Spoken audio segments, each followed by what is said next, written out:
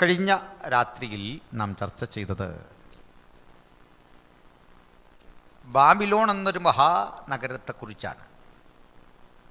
ആ നഗരം എത്രമാത്രം ദൈവവചന അടിസ്ഥാനത്തിൽ പ്രവചനപരമായി പരാമർശിക്കപ്പെട്ടിരിക്കുന്നു. ആ നഗരത്തോട് എങ്ങനെയാണ് ദൈവം തൻ്റെ ന്യായവിധി നടത്തുവാൻ കാരണമായി തീർന്നിട്ടുള്ളത്? ആ നഗരത്തിൻ്റെ ചരിത്രപരമായ ആധാരങ്ങൾ എവിടെയാണ്?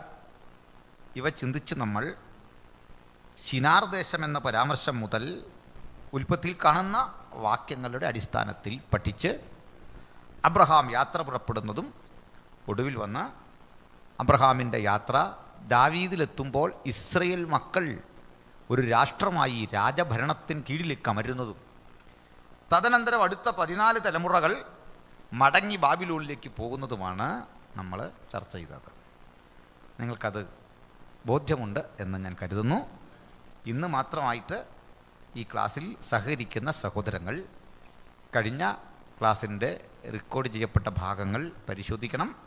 നാളെ വരുന്നവരും അപ്രകാരം. തുടർന്ന് നമുക്ക് ഇന്നത്തെ ചിന്തയിലേക്ക് കടക്കാം. നാം ക്ലാസ്സിൻ്റെ ആമുഖമായി ദാനിയേൽ പ്രവചനത്തിൻ്റെ ഓരോ അധ്യായങ്ങളുടെയും തലക്കെട്ടുകൾ അഥവാ ശീർഷകം എന്തെന്ന് പറഞ്ഞു, ഹെഡിങ്സ് ഒന്നുകൂടി ആവർത്തിക്കുന്നു. അത് ദാനിയേൽ 1-ാം അധ്യായം ഇസ്രയേൽ മക്കൾ ബാബിലോണിൽ, ദാനിയേൽ 2-ാം അധ്യായം നെബൂഖദ്നേസർ രാജാവ് കാണുന്ന സ്വപ്നം, ദാനിയേൽ 3 സ്വർണബിംബം, ദാനിയേൽ 4 ആകാശത്തോളം എത്തുന്ന വൃക്ഷത്തിൻ്റെ ദർശനം, ദാനിയേൽ 5 ബേൽശസ്സറുടെ ഭരണം, ബാബിലോണിൻ്റെ അധപ്പതനം, ദാനിയേൽ 6 തമ്മിൽ ഭേദിച്ചിരിക്കുന്ന 4 മഹാമൃഗങ്ങൾ, കടലിൽ നിന്ന് കയറി വരുന്ന കാഴ്ച, എ ഡ്രീം ഓഫ് ഡാനിയൽ.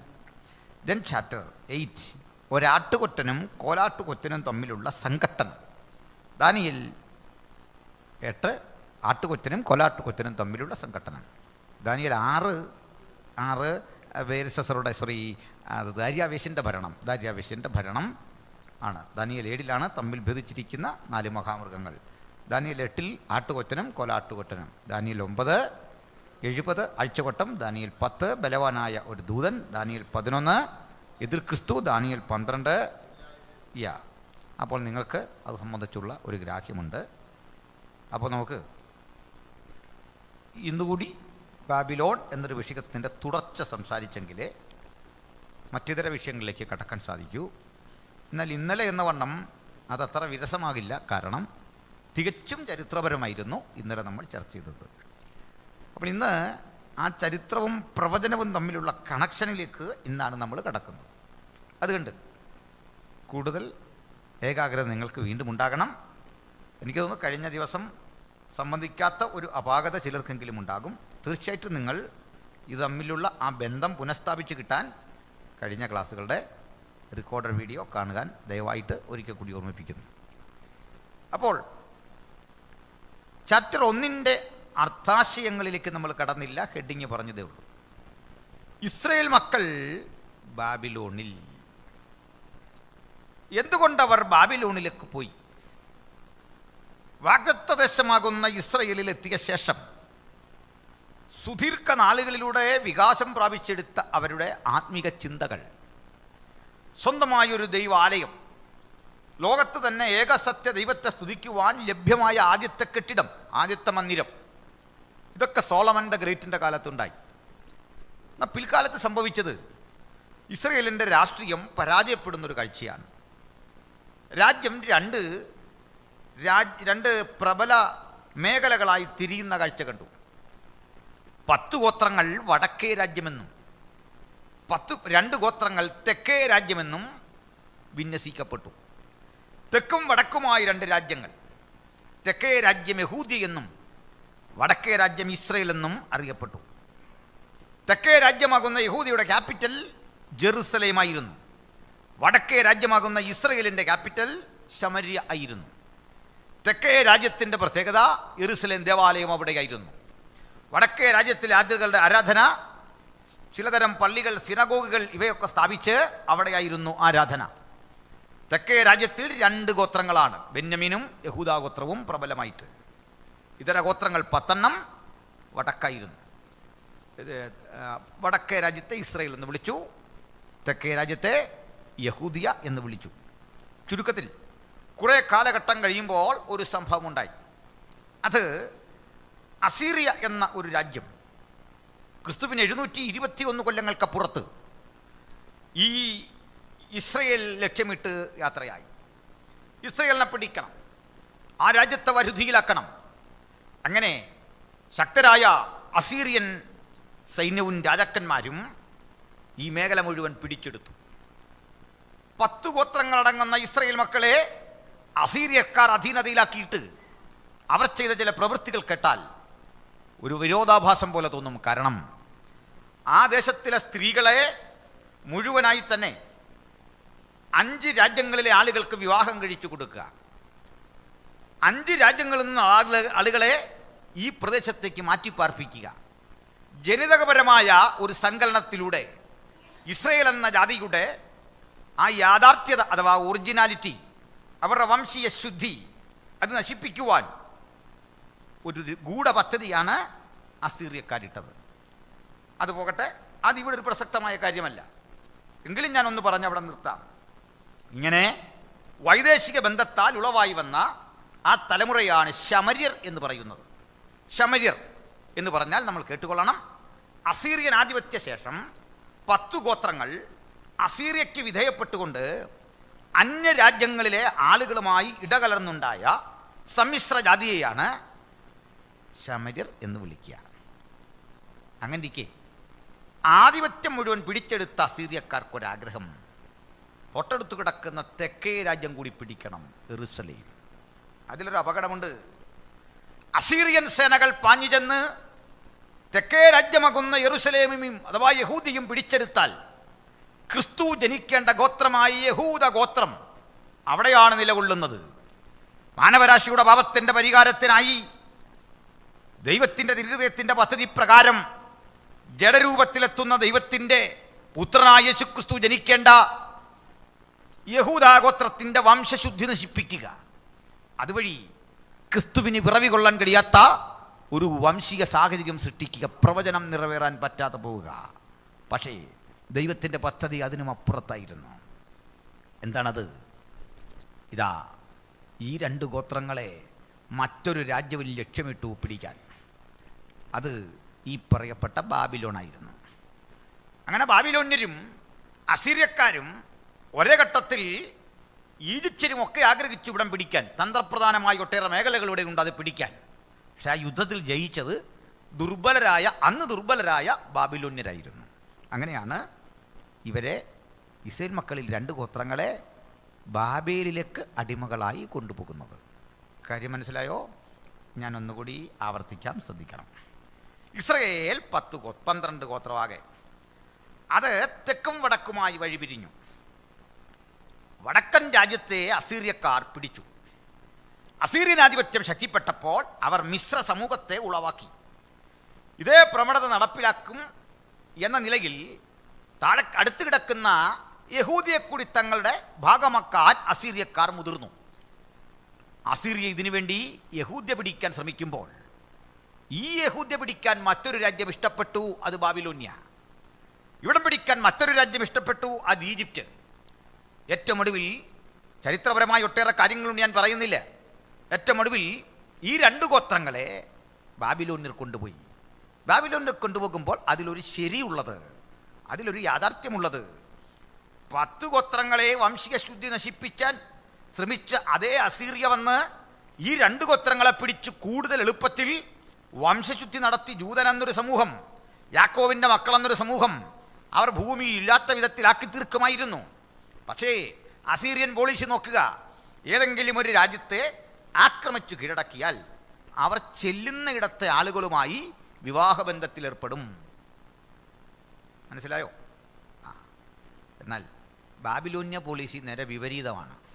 വേറെ ഏതെങ്കിലും ഒരു രാജ്യത്തെ ആക്രമിച്ചു കീഴടക്കിയാൽ ഒരിക്കലും അവർ വിവാഹം കഴിക്കില്ല, വംശശുദ്ധി നിലനിർത്തി പോകാം. ഇങ്ങനെ 2 ഗോത്രങ്ങൾ ബാബേലിലേക്ക് മടങ്ങിപ്പോയി. അതാണ് മത്തായി വിലപിക്കുന്നത്. ഇസ്രായേൽ മക്കളുടെ യാത്രയെക്കുറിച്ച് പറയുന്ന ഭാഗമുണ്ട് മത്തായി. മത്തായി പറയാണ്, യേശുവിൻ്റെ ജന്മവേളയിൽ ധാരാളം പിഞ്ചോമനകളെ കൊല്ലുന്ന ഒരു സംഭവമുണ്ട്. മത്തായി അവിടെ ഹോശിയ പ്രവാചകൻ്റെ ഒരു പ്രവചന ഭാഗമെടുത്ത് രേഖപ്പെടുത്തുകയാണ്. ഇരമ്യ പ്രവാചകനിൽ നിന്ന് എന്താണ് പറയുന്നത്? റാമയിൽ ഒരു ശബ്ദം കേട്ടു, കരച്ചിലും നിലവിളിയും തന്നെ. റാഹേൽ മക്കളെ ചൊല്ലി കരഞ്ഞു എന്നെഴുതിയ പ്രവചനം നിവൃത്തിയാകുവാൻ സംഗതി വന്നു. മത്തായി ഇത് കൊട്ട് ചെയ്യുന്നതൊരു ശരിയായ അർത്ഥത്തിൽ തന്നെയാണ്. എന്നാൽ ഇതിന് മറ്റൊരർത്ഥമുണ്ട്. ക്രിസ്തുവിന് 600 വർഷങ്ങൾക്കപ്പുറത്ത് ഇസ്രായേൽ മക്കളുടെ ആ മടങ്ങിപ്പോക്ക് ഓർക്കുക. അവരെ തിരിച്ചുപോക്ക് ബെന്യാമിൻ്റെ അതിരിങ്കലെ സേൽസഹിൽ റാഹേലിൻ്റെ കല്ലറയുടെ അരികിൽ കൂടിയാണ്. ഈ റാഹേലിൻ്റെ കല്ലറ വളരെ പ്രസിദ്ധമാണ്. ഇന്നും ഇസ്രായേൽ സന്ദർശിക്കുന്ന ആളുകൾക്ക് ഈ ടോംബ് ഓഫ് റേച്ചൽ കാണുവാൻ സാധിക്കും. ആ കല്ലറയ്ക്ക് വലിയൊരു കഥ പറയാനുണ്ട്. ഈ കല്ലറയിൽ ഈ സഹോദരി അടക്കം ചെയ്തു. അവരുടെ മരണാനന്തരം ഇവിടെ വച്ച് ഈ സ്ത്രീ അടക്കം ചെയ്ത് കാലമേറെ കഴിഞ്ഞ് ഇതുവഴി കടന്നു പോവുകയാണ്. റാഹേലിൻ്റെ മഴക്കാലടക്കമുള്ള ഇസ്രായേൽ മക്കൾ പീഡിതരായി കടന്നു പോവുകയാണ്. ഇരമ്യാവി പ്രവചനം പറയുമ്പോൾ റാഹേൽ ജീവിച്ചിരിപ്പില്ല. ചുരുക്കത്തിൽ നേരിട്ട് അത് റാഹേലിനെ ബാധിക്കുന്ന കാര്യവുമല്ല. റാഹേലിൻ്റെ കരച്ചിലും അക്ഷരാർത്ഥത്തിലൊരു സംഭവമല്ല ഇവിടെ എടുത്തു പറയുന്നത്. അത് പ്രവാചകന്റെ ഒരു വിലാപമാണ്.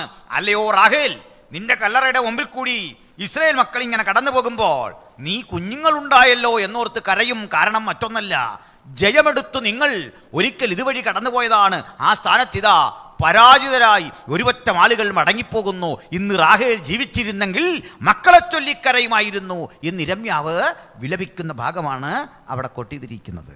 നിങ്ങൾക്കത് മനസ്സിലായി എന്ന് ഞാൻ പ്രതീക്ഷിക്കുന്നു. ഒടുവിൽ ഇസ്രായേൽ മക്കൾ ബാബിലോണിൽ എത്തി. ബാബിലോണിലെത്തിയ ഇസ്രായേൽ മക്കളുടെ അവസ്ഥ, അതികഠിനമായ പീഡകൾക്ക് അവർ വശംവദരായി ബഹുഭൂരിപക്ഷം ആളുകൾ. പക്ഷെ രാജസന്തതികളിൽ കുലീനന്മാരായ ഈ ചെറുപ്പക്കാർക്ക് ഇത്തരം പീഡകളിലൂടെ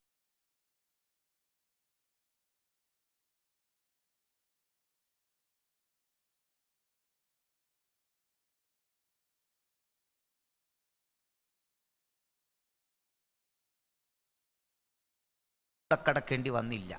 ിക്കുവാൻ രാജാവ് ശ്രമിക്കുന്ന കാഴ്ചയാണ് നമ്മൾ കണ്ടത്. അതിനുവേണ്ടി ഈ കുട്ടികളെ കൊണ്ടുവന്ന ചക്രവർത്തി നെബൂഖദ്നേസർ, ഓർത്തു നോക്കുക, നിമ്രോദ് ഭരണം ആരംഭിച്ച ബാബിലോൺ എന്ന സാമ്രാജ്യത്തിൻ്റെ കാലഘട്ടങ്ങളെ ഏറെ കഴിഞ്ഞുള്ള ഭരണാധികാരി. ഒറ്റവാക്കിൽ പറഞ്ഞാൽ നിമ്രോദിൻ്റെ തലമുറയുടെ ഇളമുറക്കാരൻ. നേരിട്ടൊരു തലമുറയൊന്നും ആയിരിക്കില്ല, പക്ഷേ ആ ഭരണത്തിൻ്റെ പിൻഗാമി.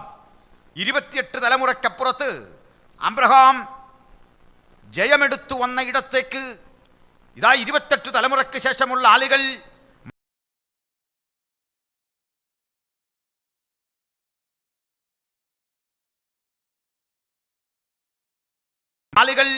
മടങ്ങിയെത്തി. നിമ്രോദിൻ്റെ ആ തലമുറ അല്ലെങ്കിൽ ആ അനന്തരാനുഗാമിക്ക് മുമ്പിൽ കീഴടങ്ങുന്നൊരു കാഴ്ച കാണുകയാണ്. അവർ മടങ്ങിച്ചെന്നു, അവരുടെ പേര് മാറ്റി. ഇവർ പടം പഠിക്കണം. 1-ാം അധ്യായത്തിൽ ഇസ്രായേൽ മക്കളുടെ പേര് മാറ്റുകയാണ്. അത് 2-ാം അധ്യായത്തിലേക്ക് കടക്കുമ്പോൾ അവരുടെ ആഹാര രീതി മാറ്റുകയാണ്. 3-ാം അധ്യായത്തിലേക്ക് കടക്കുമ്പോൾ അവരുടെ ആരാധനാരീതി മാറ്റുകയാണ്. ഇത് സാത്താന്യമായ ഉന്മൂലനത്തിൻ്റെ ഒരു ഘട്ടമാണ് കാണുന്നത്. 1-ാം അധ്യായത്തിൽ നമ്മൾ കണ്ടു. അതെന്താണ്? അവരുടെ പേരുമാറ്റി. ആ പേരുമാറ്റം ഒരു തുടക്കം മാത്രമായിരുന്നു. ആ പേരുമാറ്റത്തിലൂടെ അടുത്ത ഘട്ടത്തിലേക്ക് കിടക്കുമ്പോൾ അവരുടെ ആഹാര രീതികൾ മാറ്റി. അത് അടുത്ത ഘട്ടം അവരുടെ ആരാധന മാറ്റി. ഇതാണ് കാഴ്ച. ഇതിൽ നമുക്ക് പ്രസക്തമായ ഒരു വിഷയത്തിലേക്ക് വരാം. ഈ കുട്ടികൾ അവർക്കൊരുക്കിയ ആഹാരം വർജിക്കുന്ന ഒരു നിലപാടിൻ്റെ പ്രഖ്യാപനമാണ് ഈ ഭാഗത്തെ പ്രധാനപ്പെട്ട പ്രമേയം. ഈ നിലപാട് പ്രഖ്യാപിച്ചു. അപ്പോൾ അത് ഈ കുട്ടികളുടെ കഴിവും അവരുടെ പ്രാപ്തിയും രാജ്യത്തിൻ്റെ പുരോഗതിക്ക് ഉപയോഗിക്കാൻ കാത്തിരിക്കുന്ന രാജാവിൻ്റെ നിയമത്തിന് വിരുദ്ധമാണ്. അവർ കഴിച്ചേ പറ്റൂ. പക്ഷെ അവർക്കിത് കഴിക്കാൻ വയ്യ. അതിനവളുടെ നിലപാടിതാണ്, ഈ വീഞ്ഞു കുടിച്ചു, ഈ മാംസം കഴിച്ചു, ഞങ്ങളെ തന്നെ അശുദ്ധരാക്കില്ല. ഇതാണ് അവരുടെ നിലപാട്. ആട്ടെ, മറ്റൊരു സ്ഥലത്ത് ചെന്ന് അവിടെ കിട്ടുന്ന ഭക്ഷണം കഴിക്കുന്നതോ അവിടുത്തെ സാഹചര്യത്തോട് പൊരുത്തപ്പെടുന്നതോ ഒരു പാപമല്ല എന്നാകും ആളുകളിൽ പലരും ധരിക്കുക. എന്നാൽ ഇസ്രായേൽ മക്കൾക്ക് അങ്ങനല്ല നിലപാട്.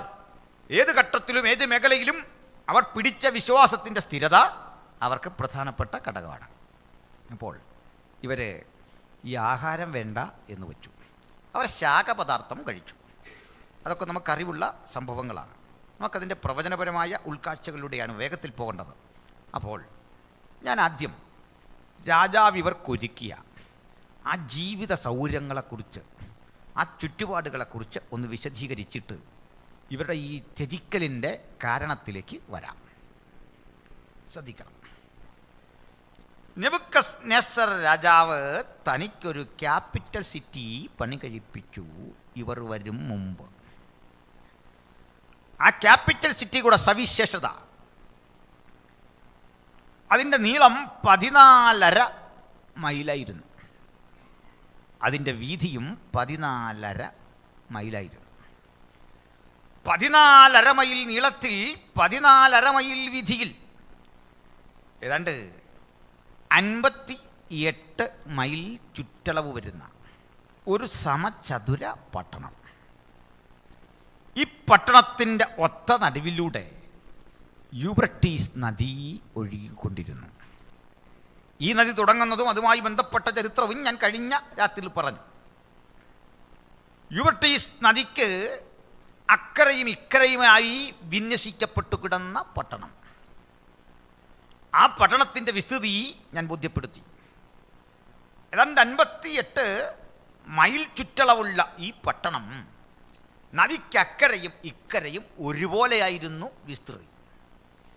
ഇതിനു ചുറ്റും പലതരം കണക്കുകൾ ആളുകൾ അവതരിപ്പിക്കുന്നുണ്ട്. ചില കണക്കുകൾ അതിശയോക്തിപരമാണ്.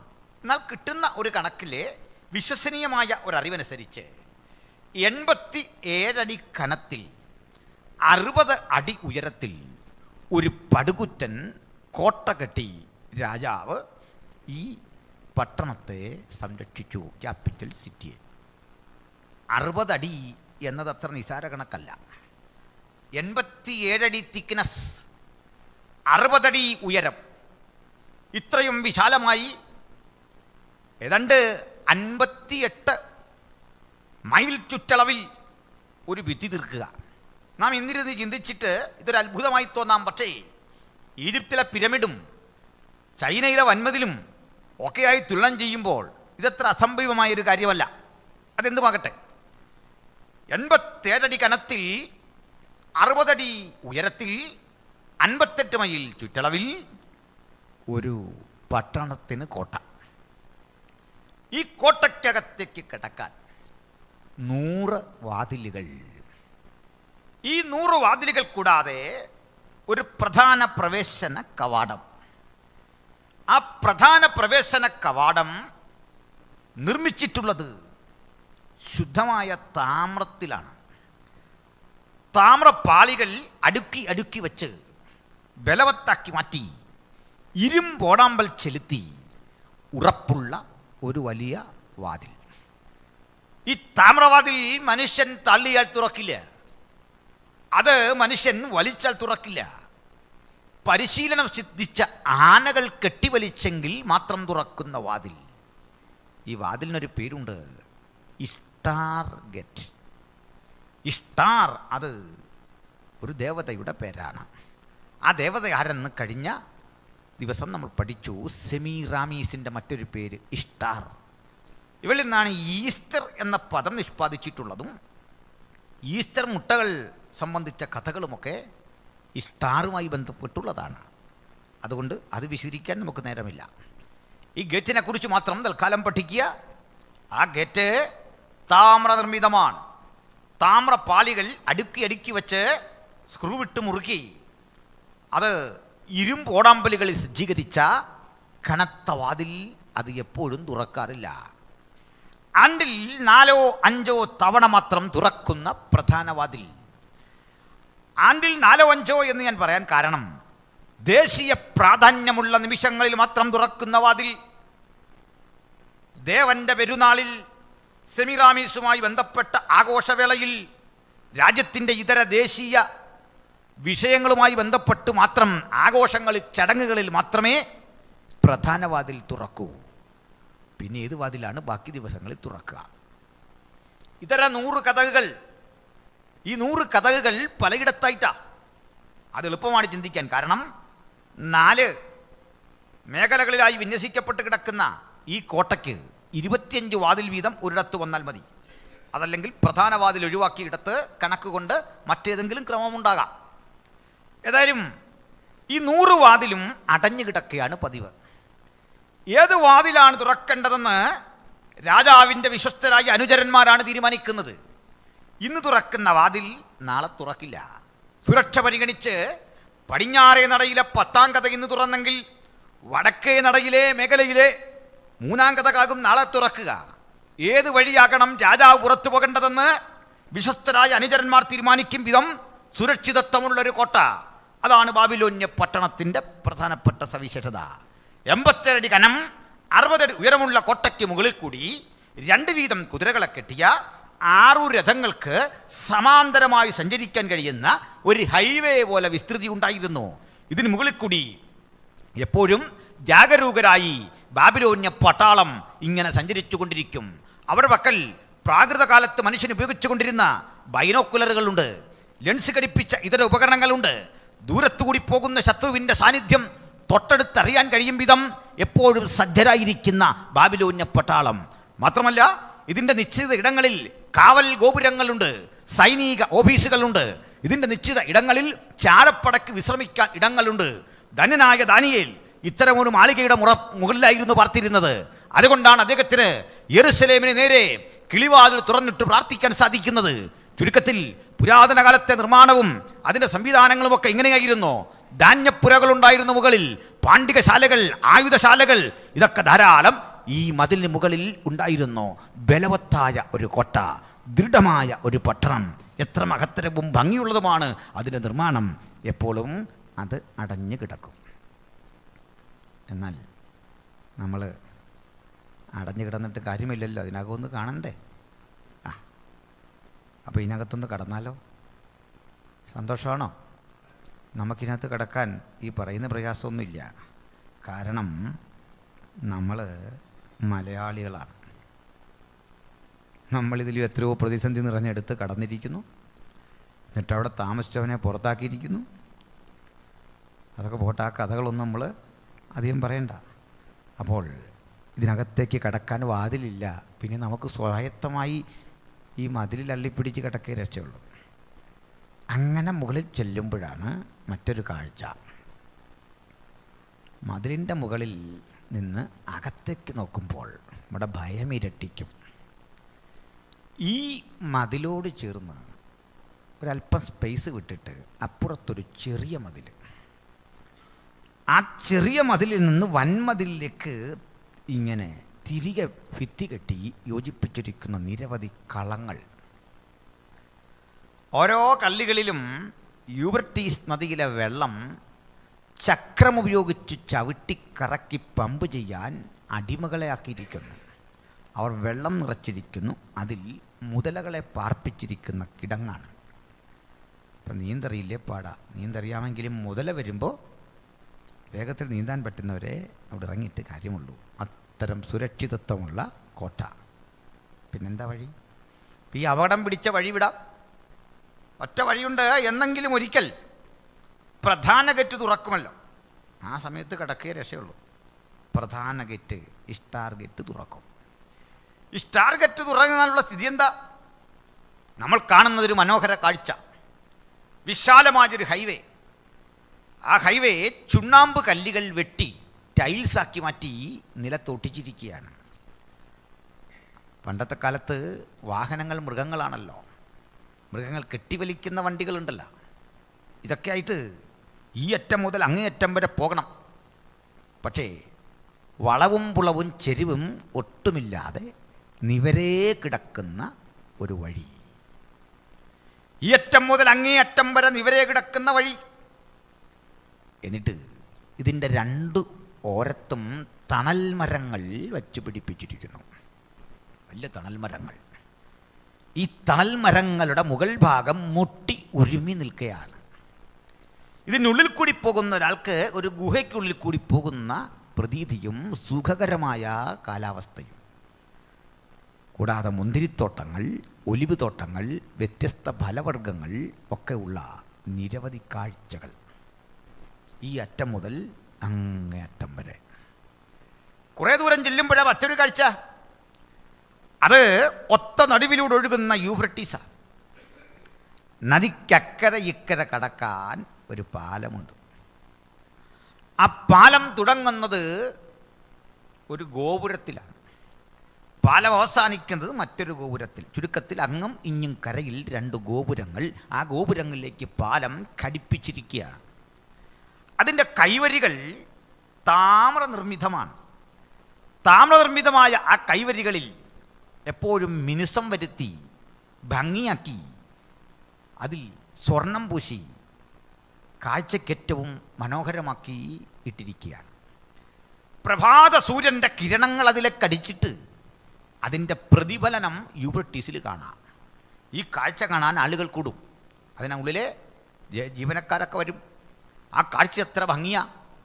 ഇത് കണ്ടിട്ട് അവർ പറയും, ഇത് ബാൽദേവൻ്റെ എഴുന്നള്ളത്താണ്. സൂര്യദേവനായ ബാൽ തൻ്റെ നിത്യപ്രവൃത്തിക്ക് വേണ്ടി എഴുന്നള്ളുകയാണ്. പാട്ടും ആരാധനയും ബഹളമയമായ അന്തരീക്ഷത്തിൽ ബാൽദേവൻ്റെ എഴുന്നള്ളത്ത് ആഘോഷിക്കും പ്രഭാതത്തിൽ ആളുകൾ. സന്ധ്യയാകുമ്പോൾ കുറെ കൊടി ഭംഗിയാണ്. ഈ സൂര്യകിരണങ്ങളുടെ നിറം മാറുമല്ലോ, ചുവപ്പാകും. ആ ചുവന്ന കിരണങ്ങൾ ഇതിലേക്ക് വന്നടിച്ചിട്ട് തങ്കനിർമ്മിതമായ ഒരു പട്ടണം പോലെ വെള്ളത്തിൽ ഇത് ശോഭിക്കുമ്പോൾ ഇത് കണ്ടിട്ട് ചരിത്രകാരനായ ഹെറോഡോട്ടസ് എഴുതി സ്വർണ്ണ നഗരം, കൽദയരുടെ പ്രശംസാലങ്കാരമായ ബാബേൽ. വൈകുന്നേരത്തെ കാഴ്ച കണ്ടിട്ട് അവർ വിളിച്ചു പറയും, ബാൽദേവൻ്റെ മണവറയിലേക്കുള്ള മടക്കം. ബാൽദേവനെ പാട്ടുപാടി മണവറയിലെത്തിക്കുന്നതോടെ സന്ധ്യാപൂജകൾ അവസാനിക്കുന്നു. ഇത്തരമൊരു സ്ഥലത്താണ് ഇസ്രയേൽ മക്കളിൽ രാജസന്തതികളിൽ കുലീനന്മാർക്ക് ജോലി. എത്രമാത്രം ദുസ്സഹമായ കാലാവസ്ഥ. ഇനി പാലം വരെ നമ്മൾ വന്നുള്ളൂ. പാലം കൂടി കിടക്കണം.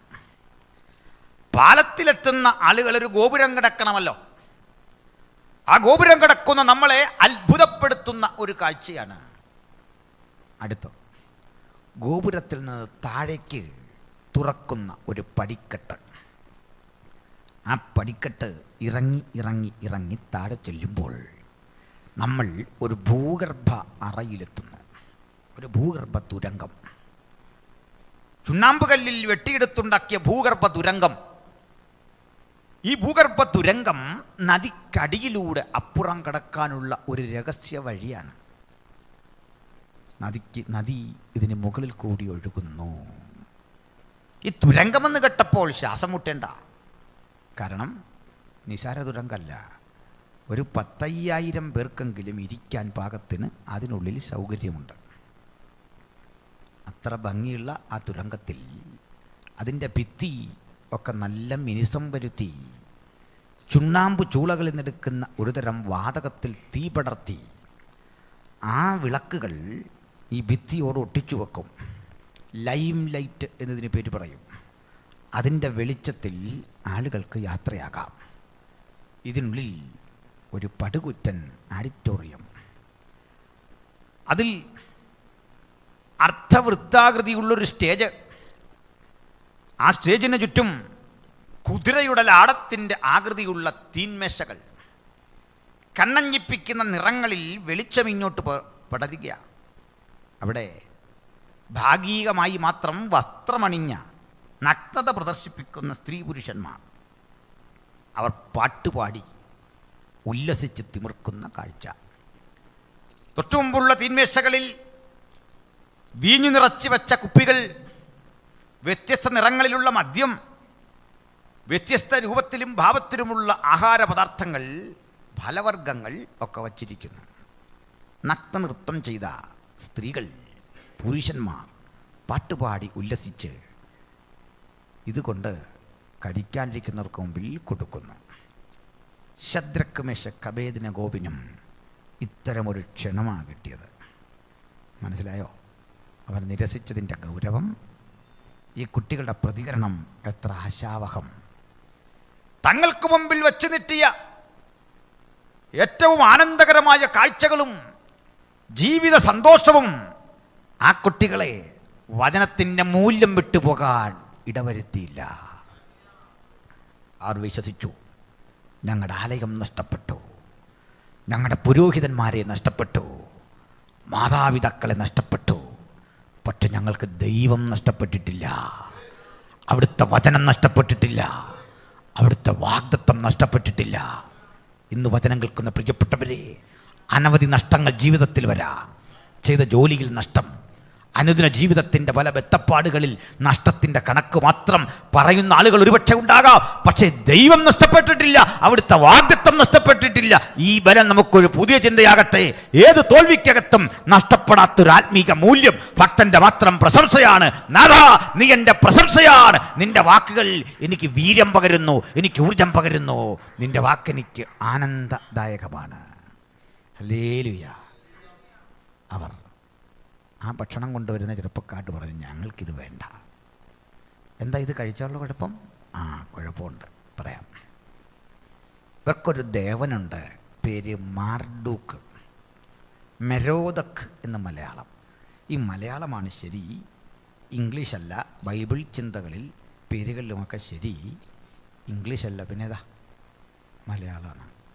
യേശു തൻ്റെ അരിമശിഷ്യനായ മത്തായിയെ വിളിച്ചത് മാത്യു എന്നല്ല, മത്തായി, അതാണ് ശരി. യാക്കോബിനെ വിളിച്ചു യാക്കൂബ്, യോഹന്നാനെ വിളിച്ചു യുഹാന, അതാ ശരി പ്രയോഗം. സന്തോഷമില്ല നിങ്ങൾക്കെന്ന് തോന്നല്ലേ? ഏട്ടാ, നമ്മുടെ കർത്താവിനെ വിളിക്കേണ്ട പേര് ശരി പ്രയോഗം എങ്ങനെയാണ്? യേശു കർത്താവിനെ വിളിക്കേണ്ടതെന്ന് അറിയണ്ടേ? യേശുവ. എങ്ങനെ? യഹോശുവ, യഹശ്വ, അതാണ് ശരി പേര്. അല്പമെങ്കിലും ശരിയായിട്ട് വിളിക്കുന്നത് കൊച്ചുകുട്ടികളാണ്. യേശു എന്ന് വിളിക്കാൻ നമ്മൾ പറയും, അങ്ങനല്ല. പിന്നെ എങ്ങനെ വിളിക്കണം? യേശു. അതുമായിട്ട് ഒരു ബന്ധമില്ലാത്തൊരു പ്രയോഗമാണ് ജീസസ് എന്ന് പറയുക. അത് ഈസൂസ് എന്ന ഗ്രീക്ക് വേർഡിൻ്റെ പരിഭാഷയാണ്. പക്ഷേ മൂലഭാഷയോട് നീതി പുലർത്തി ബൈബിൾ വാക്കുകൾ ഉച്ചരിക്കുന്നത്, സ്ഥലപ്പേരുകൾ ഉച്ചരിക്കുന്നത് ആരാ? നമ്മൾ മലയാളികളാണ്. എന്താ എൻ്റെ കാരണം? എൻ്റെ കാരണം, സായിപ്പ് ഒരു ബൈബിൾ കാണുന്നത് 1382 നമ്മൾ മലയാളികൾ 1-ാം നൂറ്റാണ്ട് മുതലേ ഇതുമായിട്ട് അടുത്ത് സഹവസിച്ചവരാണ്. 1-ാം നൂറ്റാണ്ടിന് മുമ്പ് സോളമൻ ദ ഗ്രേറ്റ് ഇസ്രയേൽ ഭരിക്കും കാലം മുതൽ നമ്മുടെ നാടും അവരുമായിട്ട് നല്ല ബന്ധമാണ്. കപ്പൽ മാർഗം ആനക്കൊമ്പും ചന്ദനവും മയിലുമൊക്കെ നമ്മൾ കടത്തും. അവിടെ നിന്ന് ഇങ്ങോട്ട് വിലപിടിപ്പുള്ള ഓഫീരിലെ പൊന്നുമൊക്കെ നമ്മൾ വാങ്ങും. അത് പോകട്ടെ, അത് മറ്റൊരു ദിവസം നമുക്ക് ചർച്ച ചെയ്യാം. അപ്പോൾ നമുക്ക് വിഷയത്തിലേക്ക് വരാം. അവിടെ ഒരു ദേവനുണ്ട്, കക്ഷിയുടെ പേര് മെരോദക് അല്ലെങ്കിൽ മാർഡൂക്ക്. ഈ മാർഡൂക്ക് മദ്യത്തിൻ്റെ ദേവനാണ്. നമ്മുടെയൊക്കെ നാട്ടിൽ മദ്യത്തിനൊരു മന്ത്രിയാണുള്ളത്, പക്ഷേ അവിടെ ഒരു ദേവനാണ് അല്ലേ? മദ്യത്തിനൊരു മന്ത്രി. അപ്പോൾ വിദ്യാഭ്യാസത്തിനുമൊക്കെ നമുക്ക് മന്ത്രിയാണുള്ളതെങ്കിൽ ഗ്രീസിലുമൊക്കെ ഒരു ഗോഡസസ് ആണുള്ളത്. അത് ഗ്രീക്കിലെ വിദ്യാഭ്യാസത്തിൻ്റെ ദേവതയാണ് മിനർവ. അതിൽ നിന്നാണ് ഈ ട്യൂട്ടോറിയലിനും മറ്റും മിനർവ എന്നൊക്കെ പേര് വരുന്നത്. സോഫിയ എന്നൊക്കെ പേര് വരുമല്ലോ. സോഫിയ കോളേജ് ഓഫ് വിസ്ഡം എന്നൊക്കെ ഒരു, സോഫിയ മീൻസ് വിസ്ഡം എന്നാണ്. സോഫിയ, സൂഫി, ഈ പദമൊക്കെ അതിൽ നിന്നുണ്ടായതാണ്. പോട്ടെ, ഇപ്പം നമ്മുടെ വിഷയം അതല്ല. ഇന്ന് റിലാക്സ് ചെയ്യാനായിട്ട് പറഞ്ഞതേ ഉള്ളൂ. തിരിച്ചു വരാം. ഈ മാർഡൂക്ക് ഒരു മദ്യത്തിൻ്റെ ദേവനാണ്. മാർഡൂക്കിൻ്റെ ഒരു ടെമ്പിളിൽ അദ്ദേഹത്തിൻ്റെ മുമ്പിൽ താടിയും മുടിയുമൊക്കെ നീട്ടി വളർത്തിയ ഭീകരരൂപികളായ ഒരുപറ്റം പുരോഹിതന്മാർ വരും. മാർഡൂക്കിൻ്റെ ബീവത്സ രൂപത്തിൻ്റെ മുമ്പിലെ ബലിപീഠത്തിൽ കാളക്കുറ്റനെ തോലുരിഞ്ഞു മാറ്റി അതിൻ്റെ മാംസം ഓരോന്നായി നുറുക്കി തുണ്ടം തുണ്ടമാക്കി മാറ്റി ആ ഇറച്ചിത്തുണ്ടുകൾ പൂജാതികർമ്മങ്ങൾക്കനന്തരം പാകത്തിനായി കൊടുത്തുവിടും. ആ പാകം ചെയ്ത ഭക്ഷണം ഇപ്പുറത്ത് വരും തീന്മേശയിൽ. അങ്ങനെ ഒരു ഐഡലിന് ഓഫർ ചെയ്ത ദേവപൂജ നിർവഹിച്ച ഭക്ഷണം ഒരു യഹൂദൻ്റെ വിശ്വാസ വീക്ഷണങ്ങൾക്കെതിരാണ്. അവനെ കൊണ്ട് കഴിപ്പിക്കണം. അവൻ്റെ പേര് മാറ്റി, അവൻ്റെ ഭക്ഷണം മാറ്റി, നാളെ അവൻ്റെ ആരാധന മാറ്റുന്നു, സംസ്കാരവും രീതികളും മാറ്റുന്നു. അതിനെതിരെയുള്ളൊരു ചെറുത്തുനിൽപ്പ് ഈ കുട്ടികൾ ഇവിടെ മുതൽ ആരംഭിച്ചു. ആ കുട്ടികൾ പറഞ്ഞു, ഈ ഭക്ഷണം കഴിച്ച്, മാർഡുക്കിന് അർപ്പിച്ച ഈ വൈൻ കഴിച്ച് ഞങ്ങളെ തന്നെ അശുദ്ധരാക്കയില്ല. മാർഡുക്കിനർപ്പിച്ച ആ വൈനുമുണ്ട് ചില പ്രത്യേകത. മാർഡുക്കിൻ്റെ ശരീരത്തിലേക്ക് ഈ വൈൻ ഇങ്ങനെ ഒഴിക്കുക, ആ ബിംബത്തിലേക്ക് ദേഹത്തേക്ക് ഇങ്ങനെ നിവേദിച്ച വൈൻ ഒരു ഓവുചാലിലൂടെ പുറത്തു വരും. അത് വീര്യം കൂടും എന്നാണ് അവരുടെ വിശ്വാസം. മാർഡുക്ക് ഒമിറ്റ് ചെയ്തതാണിത് എന്നവർ കരുതും. ഇതാണ് ശേഖരിച്ച് വീര്യം കൂടിയ മദ്യമായി അപ്പുറത്ത് വിളമ്പുന്നത്. ഈ കുട്ടികൾ ചെറുത്തു നിന്നോ, വേണ്ട. ഇന്ന് വചനം കേൾക്കുന്ന പ്രിയപ്പെട്ടവരെ, സമ്പദ് സമൃദ്ധിയുടെ തീവ്രതയിൽ ദൈവഹിതമല്ലാത്ത ചിലത് നമ്മുടെ കൺമുമ്പിൽ വന്നുപെടുമ്പോൾ ഭക്തന് പറയാൻ സാധിക്കണം, വേണ്ട. ഈ വീഞ്ഞു കുടിച്ചും ഈ മാംസം കഴിച്ചും ഞങ്ങളെ അശുദ്ധരാക്കൂല. ഒരു നിലപാടിൻ്റെ പ്രഖ്യാപനം. അങ്ങനെ അവിടെ നിന്ന് ഇസ്രായേൽ മക്കൾ ഇത് വേണ്ടെന്ന് വച്ചു. ഇത് വേണ്ടെന്ന് വെക്കുമ്പോൾ മറ്റൊന്നുകൂടിയുണ്ട്, ഞങ്ങളെ പരീക്ഷിക്കൂ. അവരെ പരീക്ഷിച്ചു. അവരുടെ ആരോഗ്യത്തിന് ഒരു ക്ഷതവുമില്ലെന്ന് കണ്ടു. അത് മറ്റൊരു സംഭവം. അടുത്ത ഘട്ടത്തിലേക്ക് നമുക്ക് പോകേണ്ടതുണ്ട്. അത് ഈ രാജാവ് കണ്ട സ്വപ്നമാണ് 3-ാം അധ്യായത്തിലെ. എനിക്കൊന്നു ഇത് മറ്റൊരു ഓർഡറിലൊന്ന് പോകുന്നതാണ് നല്ലത്. അപ്പം നമുക്ക് എളുപ്പം മനസ്സിലാവും. തിരിച്ചു വരേണ്ടി വരും ചില അധ്യായങ്ങളിൽ നിന്ന്. അതുകൊണ്ട് ഈ കുട്ടികളെ അടുത്ത ഘട്ടം പ്രേരിപ്പിക്കുന്നത് ആരാധന മാറ്റാനാണ്. അതിനിടയ്ക്കൊരു ടോപ്പിക്ക് ഞാൻ പറയാതുണ്ട്, പിന്നെ പറയാം. ആരാധന മാറ്റുമ്പോഴും ഈ കുട്ടികൾ പറയും, രാജാവേ നടപ്പില്ല, ഞങ്ങൾ തയ്യാറില്ല എന്ന് യാതൊരു വിധത്തിലും ബുദ്ധിമുട്ടില്ലാതെ പറയാൻ അവരെ പ്രേരിപ്പിച്ച ഘടകന്താ. അവർ മനസ്സിലാക്കി, ഒരു ദിവസം ഈ നാടും നഗരവും എല്ലാം തകരും. ഞങ്ങൾ മടങ്ങി ഞങ്ങളുടെ വാഗ്ദത്ത ഭൂമിയിലേക്ക് പോകും. ഇന്ന് നഷ്ടപ്പെട്ട ആലയത്തിൻ്റെ സ്ഥാനത്ത് ദൈവം ഞങ്ങൾക്ക് മറ്റൊരെണ്ണം പടുത്തുയർത്തിത്തരും. നിലച്ചുപോയ ആരാധനകൾ ആരംഭിക്കും. ആരാധിക്കാൻ ഞങ്ങൾ അന്ന് ചെല്ലുമ്പോൾ ആരാധിക്കുന്നവനുണ്ടാകേണ്ട ആ യോഗ്യത വേർപാടാണ്. അതുകൊണ്ട് ഇന്നേ ഞങ്ങൾ ഒരുങ്ങുന്നു. നാളെ നടക്കുന്ന ആരാധനയ്ക്ക് വേണ്ടി നീ നിർത്തിയ ബിംബത്തെ ഞങ്ങൾ നമസ്കരിക്കയില്ല. ഹല്ലേലൂയ. ഞാൻ അധ്യായം വരുമ്പോൾ കാര്യമായിട്ട് പറഞ്ഞോളാം. എന്നാൽ എന്താണ് ഈ കുട്ടികൾ ഇങ്ങനെ പറയാൻ കാരണം? ഇത്ര ധൈര്യം? ധൈര്യത്തിന് കാരണമുണ്ട്. ധൈര്യത്തിൻ്റെ കാരണം ഇവർക്കൊരു സഹപ്രവർത്തകനായ ജ്യേഷ്ഠസ്ഥാനീയനായ ഒരു സ്നേഹിതനുണ്ട്. വേറെ ആരുമല്ല, ദാനിയേൽ. പലപ്പോഴും ഈ 3 ആളുകളുടെ കൂടെ കാണുന്നില്ല. തീച്ചൂളിലൊക്കെ അദ്ദേഹം പെടുന്നില്ല. നമുക്ക് അത്ഭുതം തോന്നും, എന്താ അദ്ദേഹം വരാത്തത്? അതിൻ്റെ കാരണം ഈ കുട്ടികളെക്കാൾ ഉയർന്ന റാങ്കിലാണ് അദ്ദേഹത്തിൻ്റെ ജോലി.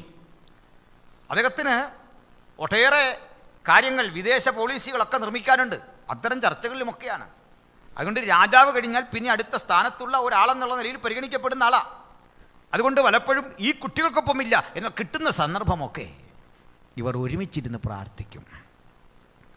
എന്നിട്ട് ദാനിയേലിൻ്റെ പക്കൽ ഒരു തിരുവെഴുത്തുണ്ട്. അത് തൻ്റെ പൂർവികനായ ഇരമ്യാവ് എഴുതിയ പ്രവാചകൻ്റെ വചനം കയ്യിലുണ്ട്, ന്യായപ്രമാണം കൂടാതെ. സമയം കിട്ടുമ്പോഴൊക്കെ അതെടുത്ത് വായിച്ചിട്ട് ദാനിയേൽ ചിന്തിച്ചുറപ്പിച്ചു, ഒരു ദിവസം ഞങ്ങളുടെ ഇവിടുത്തെ അടിമത്തം അവസാനിക്കും. ഞങ്ങൾ ഞങ്ങളുടെ വാഗ്ദത്ത ഭൂമിയിലേക്ക് മടങ്ങിച്ചെല്ലും. അവർ ചിന്തിച്ചു. എന്നിട്ട് യെരൂശലേമിന് നേരെ കിളിവാതിൽ തുറന്നിട്ടിട്ട് പ്രാർത്ഥിക്കും. തമ്മിൽ ഇണക്കിയ നഗരമായി പണിതിരിക്കുന്ന യെരൂശലേമിനെ പ്രകീർത്തിച്ചും അദ്ദേഹം പ്രാർത്ഥിക്കും, പാടും, യഹോവേ, തെക്കേ നാട്ടിലെ തോടുകളെപ്പോലെ ഞങ്ങളുടെ പ്രവാസികളെ മടക്കി വരുത്തണമേ. ചാട്ടവാറടിയേറ്റ് പീഡിപ്പിക്കപ്പെട്ട് തോറ്റു തുന്നമ്പാടി വന്ന മണ്ണിലൂടെ ഞങ്ങളുടെ പുതിയ തലമുറ ജയാളികളായി തിരിച്ചു പോകുന്നൊരു ദിവസമുണ്ട്, ഞാൻ വിശ്വസിക്കുന്നു. അദ്ദേഹം പറയും, കറ്റ ചുമന്ന് വിത്ത് ചുമന്നാർത്തു കരഞ്ഞുകൊണ്ടുവന്ന മണ്ണിലൂടെ കറ്റ ചുമന്നാർത്തു കൊണ്ടുപോകുന്ന ഒരു ദിവസമുണ്ട്. കാത്തിരിക്കുക. തിരികെ സമ്പദ്സമൃദ്ധമായ ബാബിലോൺ പട്ടണത്തിൻ്റെ നെറുകയിലേക്ക് വിരൽ ചൂണ്ടിക്കൊണ്ട് പറയും, നാശമടുത്തിരിക്കുന്ന ബാബേൽ പുത്രിയെ, നീ ഞങ്ങളോട് ചെയ്യുന്നത് പോലെ നിന്നോട് ചെയ്യുന്നവൻ ഭാഗ്യവാൻ. നീ ഒരു ദിവസം തകരും. തകർന്നടിഞ്ഞ വിശാലമായ ഈ കോട്ടയ്ക്കകത്തകപ്പെട്ട തൻ്റെ മക്കൾ ജയാളികളായി വാഗ്ദത്ത ഭൂമിയിലെത്തും. ഇന്ന് രാത്രി ദൈവത്തിൻ്റെ വചനം കേൾക്കുന്ന ഏത് സുഹൃത്തുക്കളും മനസ്സിലാക്കിയിരിക്കേണ്ടത്, ഏത് നെടുങ്കൻ കോട്ടയ്ക്കകത്തപ്പെട്ടാലും വാഗ്ദത്തമുള്ള ദൈവത്തിൻ്റെ മക്കൾ ഒരിക്കൽ മടങ്ങിച്ചെല്ലുക തന്നെ ചെയ്യും. ഭാരമില്ലാതെ പ്രതീക്ഷകളുടെ ഹൃദയത്തിന് ഒട്ടും തണുപ്പ് കൊടുക്കാതെ ചൂടേറിയ ഹൃദയം കൊണ്ട് കാത്തിരിക്കുക. ഒരു ദിവസം നമുക്കൊരു മടക്കയാത്ര. അത് ഭക്തന് ദൈവം കൊടുത്തിട്ടുള്ള അനുഗ്രഹമാണ്. അങ്ങനെ അവർ കാത്തിരുന്ന് വെറുതെ അല്ലല്ലോ. അത് യെരമ്യാ പറഞ്ഞില്ലേ, നിങ്ങളുടെ ഇവിടുത്തെ കഷ്ടപ്പാടുകളും പ്രവാസവും 70 സംവത്സരം കൊണ്ട് തീരും. യെരമ്യാവ് അത്രയേ പറഞ്ഞുള്ളൂ. പക്ഷെ മറ്റൊരു പ്രവാചകൻ യെരമ്യാവിനേക്കാൾ ഒരു പടി കൂടി കടന്ന് ഇവിടെ അകപ്പെട്ട ഇസ്രയേൽ മക്കളെ രക്ഷിക്കാൻ ദൈവം കണ്ട ഒരു രാജാവിൻ്റെ പേര് ചൊല്ലി വിളിച്ചു. രാജാവിൻ്റെ പേര് ചൊല്ലി വിളിച്ചിട്ട് പറഞ്ഞു, എന്ത് ചെയ്യണം? നീയാണിവരെ ജയിക്കുന്നത്, നീയാണിവരെ രക്ഷിക്കുന്നത്. ആ രാജാവിൻ്റെ പേര് ചൊല്ലി വിളിച്ച പ്രവാചകൻ്റെ പേര് യെശയ്യാ. വായിക്കാം. യെശയ്യാ പ്രവചനം 44-ാം അധ്യായം ഒടുവിലത്തെ വാക്യം മുതൽ 45-ൻ്റെ 1 മുതൽ തുടരണം. വായിക്കാം. യെശയ്യാ 44 ഏറ്റവും ഒടുവിലത്തെ വാക്യം. 45 ശരിക്കും വായിക്കേണ്ടത്. കണ്ടിന്യൂവേഷൻ കിട്ടാൻ 44-ൻ്റെ ഒടുവിലത്തെ വാക്യം കൂടി വായിക്കാം. കോരശ് എൻ്റെ ഇടയൻ, കോരശ് എൻ്റെ ഇടയൻ. കേൾക്കണം. അവൻ എൻ്റെ ഹിതമൊക്കെയും. നിൽക്ക്. കോരശ് അഥവാ സൈറസ് ഒരു പേർഷ്യൻ രാജാവാണ്. ഇന്ന് ഇറാൻ എന്ന് വിളിക്കുന്ന രാജ്യത്തിൻ്റെ പഴയ പേരാണ് പേർഷ്യ. ആ പേർഷ്യ ഭരിക്കാനിരിക്കുന്ന രാജാവിൻ്റെ പേര് ഇവിടെ എടുത്തു വിളിക്കുകയാണ് യെശയ്യാ. പേര് കോരശ്. പക്ഷേ രസാവഹമായ കാര്യം, കോരശിൻ്റെ പേർ ചൊല്ലി യെശയ്യാവ് വിളിക്കുമ്പോൾ കോരശ് ജീവിച്ചിരിപ്പില്ല, ജനിച്ചിട്ടേയില്ല. കോരശിൻ്റെ പിതാവും ജീവിച്ചിരിക്കാൻ സാധ്യത കുറവ് കാലം വെച്ച് നോക്കിയാൽ. പക്ഷെ കോരശിൻ്റെ മുത്തച്ഛനുണ്ട്. ആ മുത്തച്ഛനൊരു കൊച്ചുകുട്ടിയാണ്.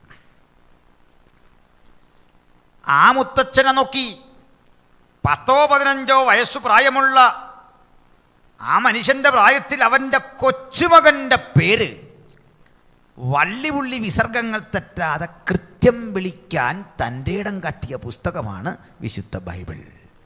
ഹല്ലേലൂയ. അപ്പോൾ ബൈബിളിലെ ദൈവത്തിന് നമ്മുടെ പേരറിയാം. Praise the lord. തിരുവെഴുത്തിലെ ദൈവത്തിന് നമ്മുടെ എല്ലാം പേരറിയാം. അവൻ നമ്മെ പേർ ചൊല്ലി വിളിക്കുന്ന ദൈവം. Price the Lord. അവന് 3-ാം തലമുറയിലെ കുഞ്ഞിൻ്റെ പേരും കൃത്യമറിയാം. ഇനി താഴെയുള്ള വാക്യം വായിച്ചേ. അവൻ എൻ്റെ ഹിതമൊക്കെയും നിവർത്തിക്കും. കോരശന്റെ ഇടയൻ അവൻ എൻ്റെ ഹിതമൊക്കെയും നിവർത്തിക്കും. പിന്നെ എന്നും യെരൂശലേം പണിയപ്പെടും. യെരൂശലേം പണിയപ്പെടും. പിന്നെ മന്ദിരത്തിന് അടിസ്ഥാനം ഇടുമെന്നും ഞാൻ കൽപ്പിക്കുന്നു. പിന്നെ യഹോവ തന്റെ അഭിഷിക്തനായ കോരശിനോട് ഇപ്രകാരം 45-1 മുതലാണ്. യഹോവ തന്റെ അഭിഷിക്തനായ കോരശിനോട് ഇപ്രകാരം അരുളി ചെയ്യുന്നു. അവന് ജാതികളെ കീഴടക്കി.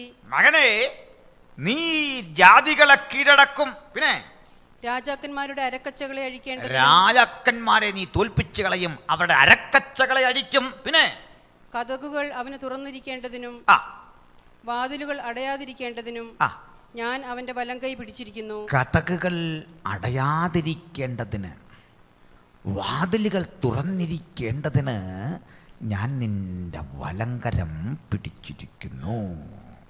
ഇതൊന്ന് പറഞ്ഞ് പൂരിപ്പിച്ചിട്ട് ഇടയ്ക്ക് വായിക്കണം. ഞാൻ പറയുന്നു, ശ്രദ്ധിക്കുക.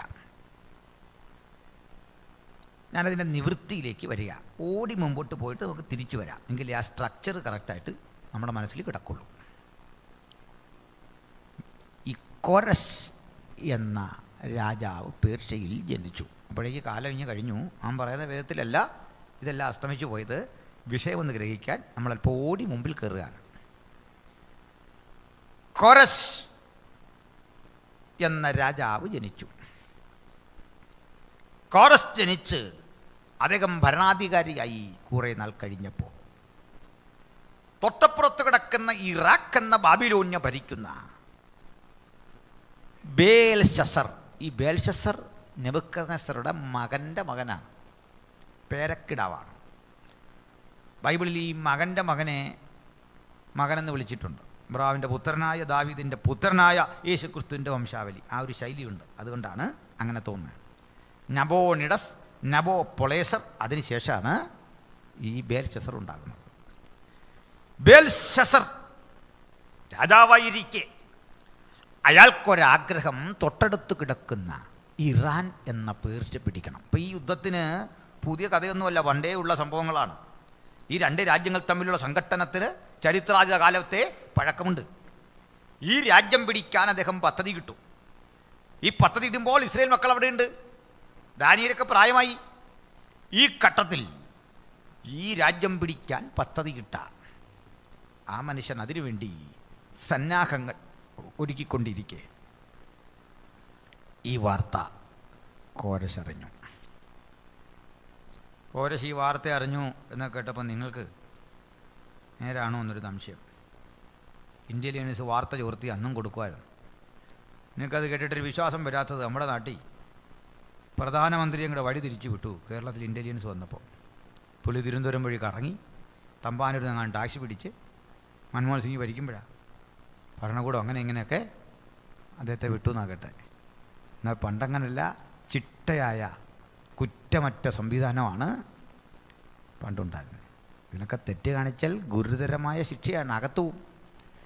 കോരശൊരു വാർത്ത കേട്ടു, തന്നെ ആക്രമിക്കാൻ വരുന്നു ബേൽശസർ. അദ്ദേഹത്തിന് മനസ്സിലായി താൻ തോറ്റു. തോൽവി ഉറപ്പിച്ച യുദ്ധം. ഒരു യുദ്ധത്തിൽ തോൽവി ഉറപ്പിച്ചാൽ പിന്നെ എന്താ ചെയ്യുന്നത്? നമ്മൾ തോറ്റുപോകുന്ന ഉറപ്പുണ്ടെങ്കിൽ എന്ത് ചെയ്യും? സ്വാഭാവികമായിട്ടുള്ളത് സന്ധിയാണ്. അദ്ദേഹത്തിന് അതിന് മനസ്സില്ല. അദ്ദേഹം മറ്റൊരു നയം പ്രഖ്യാപിച്ചു.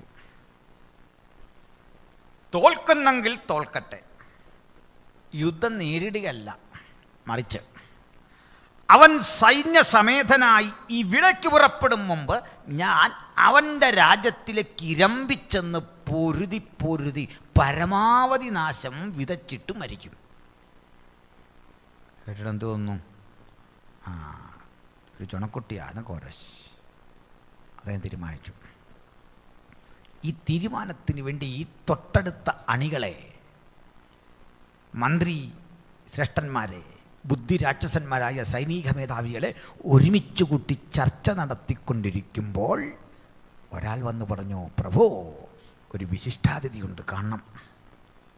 ചെല്ലുമ്പോൾ വിശിഷ്ടാതിഥി വേറെ ആരുമല്ല, തൻ്റെ അമ്മാവിയപ്പനായ ദാര്യാവേശ്. ചില പഠനങ്ങളിൽ ദാര്യാവേശ് ഇദ്ദേഹത്തിൻ്റെ അപ്പനായിരുന്നു എന്നും കാണുന്നു.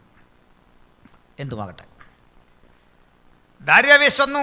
അദ്ദേഹം തൊട്ടടുത്ത മേദ്യ ഭരിക്കുന്ന, പിൽക്കാലത്ത് മീഡുകൾ എന്ന് ചരിത്രം വിളിച്ച രാജ്യം, ഈ മേദ്യ ഭരിക്കുന്ന രാജാവ് ഇദ്ദേഹത്തെ കാണാനെത്തി.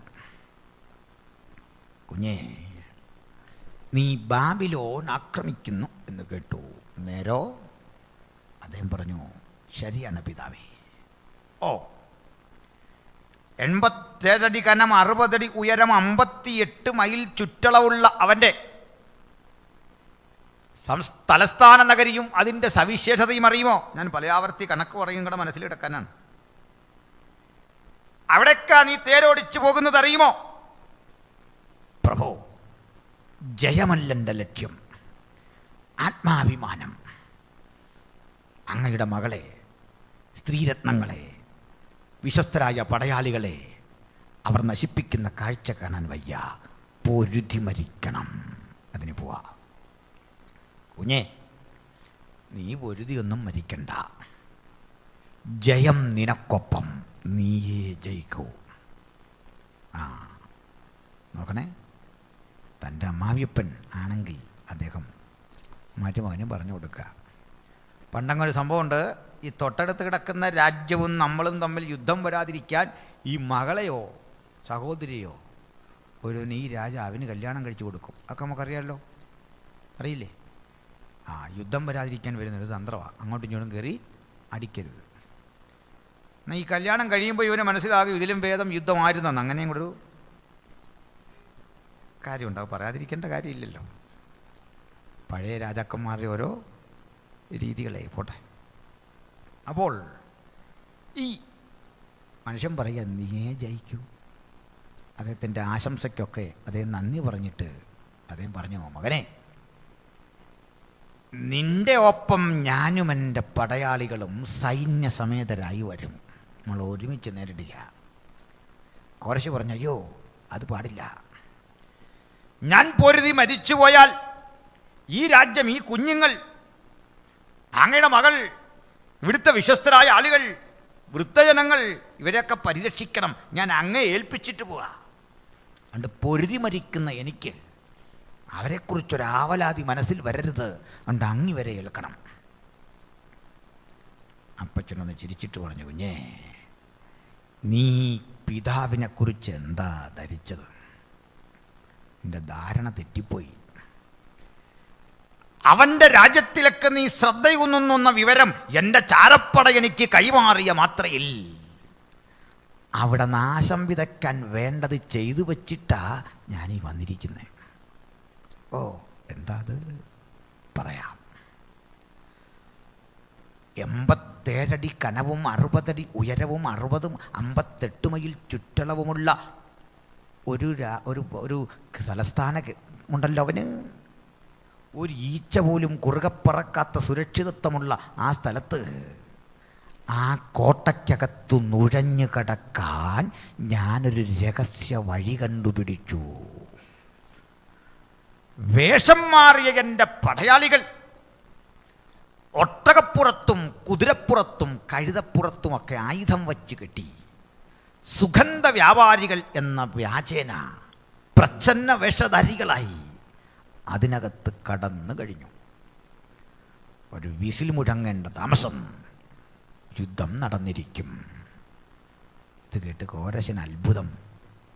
ഈ അപ്പൻ ഒരപ്പനാണല്ലോ എന്നൊരു ചിന്ത. പിടിയിട്ടോ, കല്യാണം കഴിക്കാത്ത സഹോദരന്മാരുണ്ടെങ്കിൽ മക്കളെ ഇങ്ങനെയുള്ള വീട്ടിൽ നിന്ന് കെട്ടണം. നമ്മളീ പലർക്കും പറ്റിയൊരു പറ്റ്. നീ ഇപ്പം അതൊക്കെ പറഞ്ഞിട്ട് എന്താ കാര്യം? നോക്കണേ, കോരശിൻ്റെ ഉത്തരവ്. കോരശ് മറുപടി പറഞ്ഞ് ഇങ്ങനെയാ, പിതാവേ, അങ്ങെങ്ങനെ പറ്റിച്ചു ഈ പണി? പറയാം. അവൻ്റെ രാജ്യത്തിൻ്റെ ഒത്ത നടുവിലൂടെ ഒഴുകുന്ന യൂബ്രട്ടീസ് എന്ന മഹാനദിയില്ലേ, അതിൻ്റെ ഉത്ഭവസ്ഥാനമില്ലേ, ആ ഉത്ഭവസ്ഥാനത്ത് 10,000 വരുന്ന എൻ്റെ പടയാളികളെ കൊണ്ട് മണ്ണും തടിയും കല്ലും ചെളിയുമൊക്കെ വാരിയിട്ട് ഞാൻ ചിറകെട്ടി വെള്ളം ഗതി തിരിച്ചു വിട്ടു. ഒരു ഉണങ്ങിയ നിലം, അതിൻ്റെ താഴെ നിന്നും മുകളിൽ നിന്നും പടയാളികൾ ഇതിനകത്തേക്ക് കടക്കാൻ അതൊരു വഴിയായി. പറഞ്ഞു മനസ്സിലായോ? ഞാൻ ഇന്നലെ ചങ്ക് പൊട്ടി ആ നദിയുടെ കണക്കെല്ലാം പറഞ്ഞപ്പോൾ നിങ്ങളിരുന്ന് ഉറക്കുമായിരുന്നു. ഇനി നമ്മൾ ഒരിക്കൽ കൂടി പറയും. കാരണം 16-ാം അധ്യായം വെളിപ്പാട് പുസ്തകം 16:12 വരുമ്പോൾ കിഴക്ക് നിന്ന് വരുന്ന രാജാക്കന്മാർക്ക് വഴിയൊരുക്കാൻ യൂബ്രട്ടീസിലെ വെള്ളം പറ്റി 6-ാമത്തവൻ തൻ്റെ കലശം യൂബ്രട്ടീസിൽ ഒഴിച്ചു. അപ്പോൾ അത് പറ്റി. അത് വരാനിരിക്കുന്ന പ്രവചനം. ഇതൊക്കെ പഠിക്കാൻ ഒരു ക്ലാസ് പോലും നഷ്ടപ്പെടുത്താതെ കൃത്യഞ്ഞു വരണം. ഏതായാലും നമ്മൾ ഈ വിഷയം ഫിക്സ് ചെയ്ത് പോയില്ലേ, ഇനി ബാക്കി അനുഭവിക്കുക. വാ, സന്തോഷമല്ലേ? മനസ്സിലാവുന്നുണ്ടോ? ശരി. അപ്പോൾ ഈ കാര്യമെല്ലാം കോരശ് കേട്ടു. കോരശ് കേട്ടിട്ട് പറഞ്ഞു, പിതാവേ, ഞാൻ ഏതായാലും അങ്ങനെ വരുന്നില്ല. എനിക്ക് പ്രയാസമാണ് ഈ പാത്തും പതുങ്ങിയൊക്കെ ഉള്ള യുദ്ധം. അതിന് ഞാൻ അവലംബിക്കുന്ന ഒറ്റ കാര്യം, നേരെ പോവുക, അവനോട് പൊരുതി നേരിടുക. ഞാൻ അതിനേ ഉള്ളൂ. അങ്ങനെ പോര. ഈ ചരിത്രത്തിൽ പുറത്തെ കാര്യമൊക്കെ കിടക്കട്ടെ, ഇതിലല്ല എൻ്റെ അത്ഭുതം. വിശുദ്ധ തിരുവെഴുത്ത് ഈ വരുന്ന കുതിരപ്പടയുടെ സ്പന്ദനം, അവയുടെ ആ കുളമ്പടി ശബ്ദം പോലും മുൻകൂട്ടി കണ്ടു. വായിക്കാം. യെശയ്യാ പ്രവാചകന്റെ പുസ്തകം 21-ാം അധ്യായം 1 മുതൽ വായിച്ചട്ടെ. ഇങ്ങനെ വരുന്ന കുതിരപ്പടകളെ നിങ്ങൾക്ക് കാണാം. വായിക്കാം. സമുദ്രതീരത്തെ മരുഭൂമിയെക്കുറിച്ചുള്ള പ്രവാചകം. സമുദ്രതീരത്തെ മരുഭൂമിയെക്കുറിച്ചുള്ള പ്രവാചകം. തെക്ക് ചുഴലിക്കാറ്റടിക്കുന്നത് പോലെ അത് മരുഭൂമിയിൽ നിന്ന് ഭയങ്കര ദേശത്തു നിന്ന് തന്നെ വരുന്നു. കഠിനമായ ഒരു ദർശനം എനിക്ക് വെളിപ്പെട്ടിരിക്കുന്നു. ഇത് എന്ന് സംഭവിച്ചാണെന്ന് കൂടി അറിഞ്ഞെങ്കിലേ അത് മനസ്സിലാക്കുള്ളൂ. ഈ കോരസിന്റെ സേന വന്ന് നെടുങ്കൻ കോട്ട വളഞ്ഞു. അതിലേക്ക് പൊരുതിക്കയറാൻ ഒരുമ്പെട്ട ദിവസം ഒരു സംഭവമുണ്ടായി. അതോടെ പറഞ്ഞെങ്കിലേ അർത്ഥം പൂർണ്ണമാകും. വായിക്കേണ്ടി വരും. അങ്ങനെ ഈ കോരസ് വന്ന് ഈ കോട്ടയ്ക്ക് മുമ്പ് നിൽക്കുമ്പോൾ ഒരു കാഴ്ച. ആ കാഴ്ച മറ്റൊന്നുമല്ല, ആണ്ടിൽ വല്ലപ്പോഴും തുറക്കുന്ന പ്രധാന വാതിൽ ദാ മലർക്ക തുറന്നു കിടക്കുന്നു. 100 വാതിലും ദാ ഒരു ശല്യവുമില്ലാതെ തുറന്നു കിടക്കുന്നു. ആരെയും കാണാനുമില്ല. മനസ്സിലായോ? എന്താ കാരണം? വായിക്കുക. യെശയ്യാ 45:1 മുതൽ ഒന്നുകൂടെ വായിച്ചു പോകാം. അപ്പോൾ കാരണം പിടി കിട്ടും.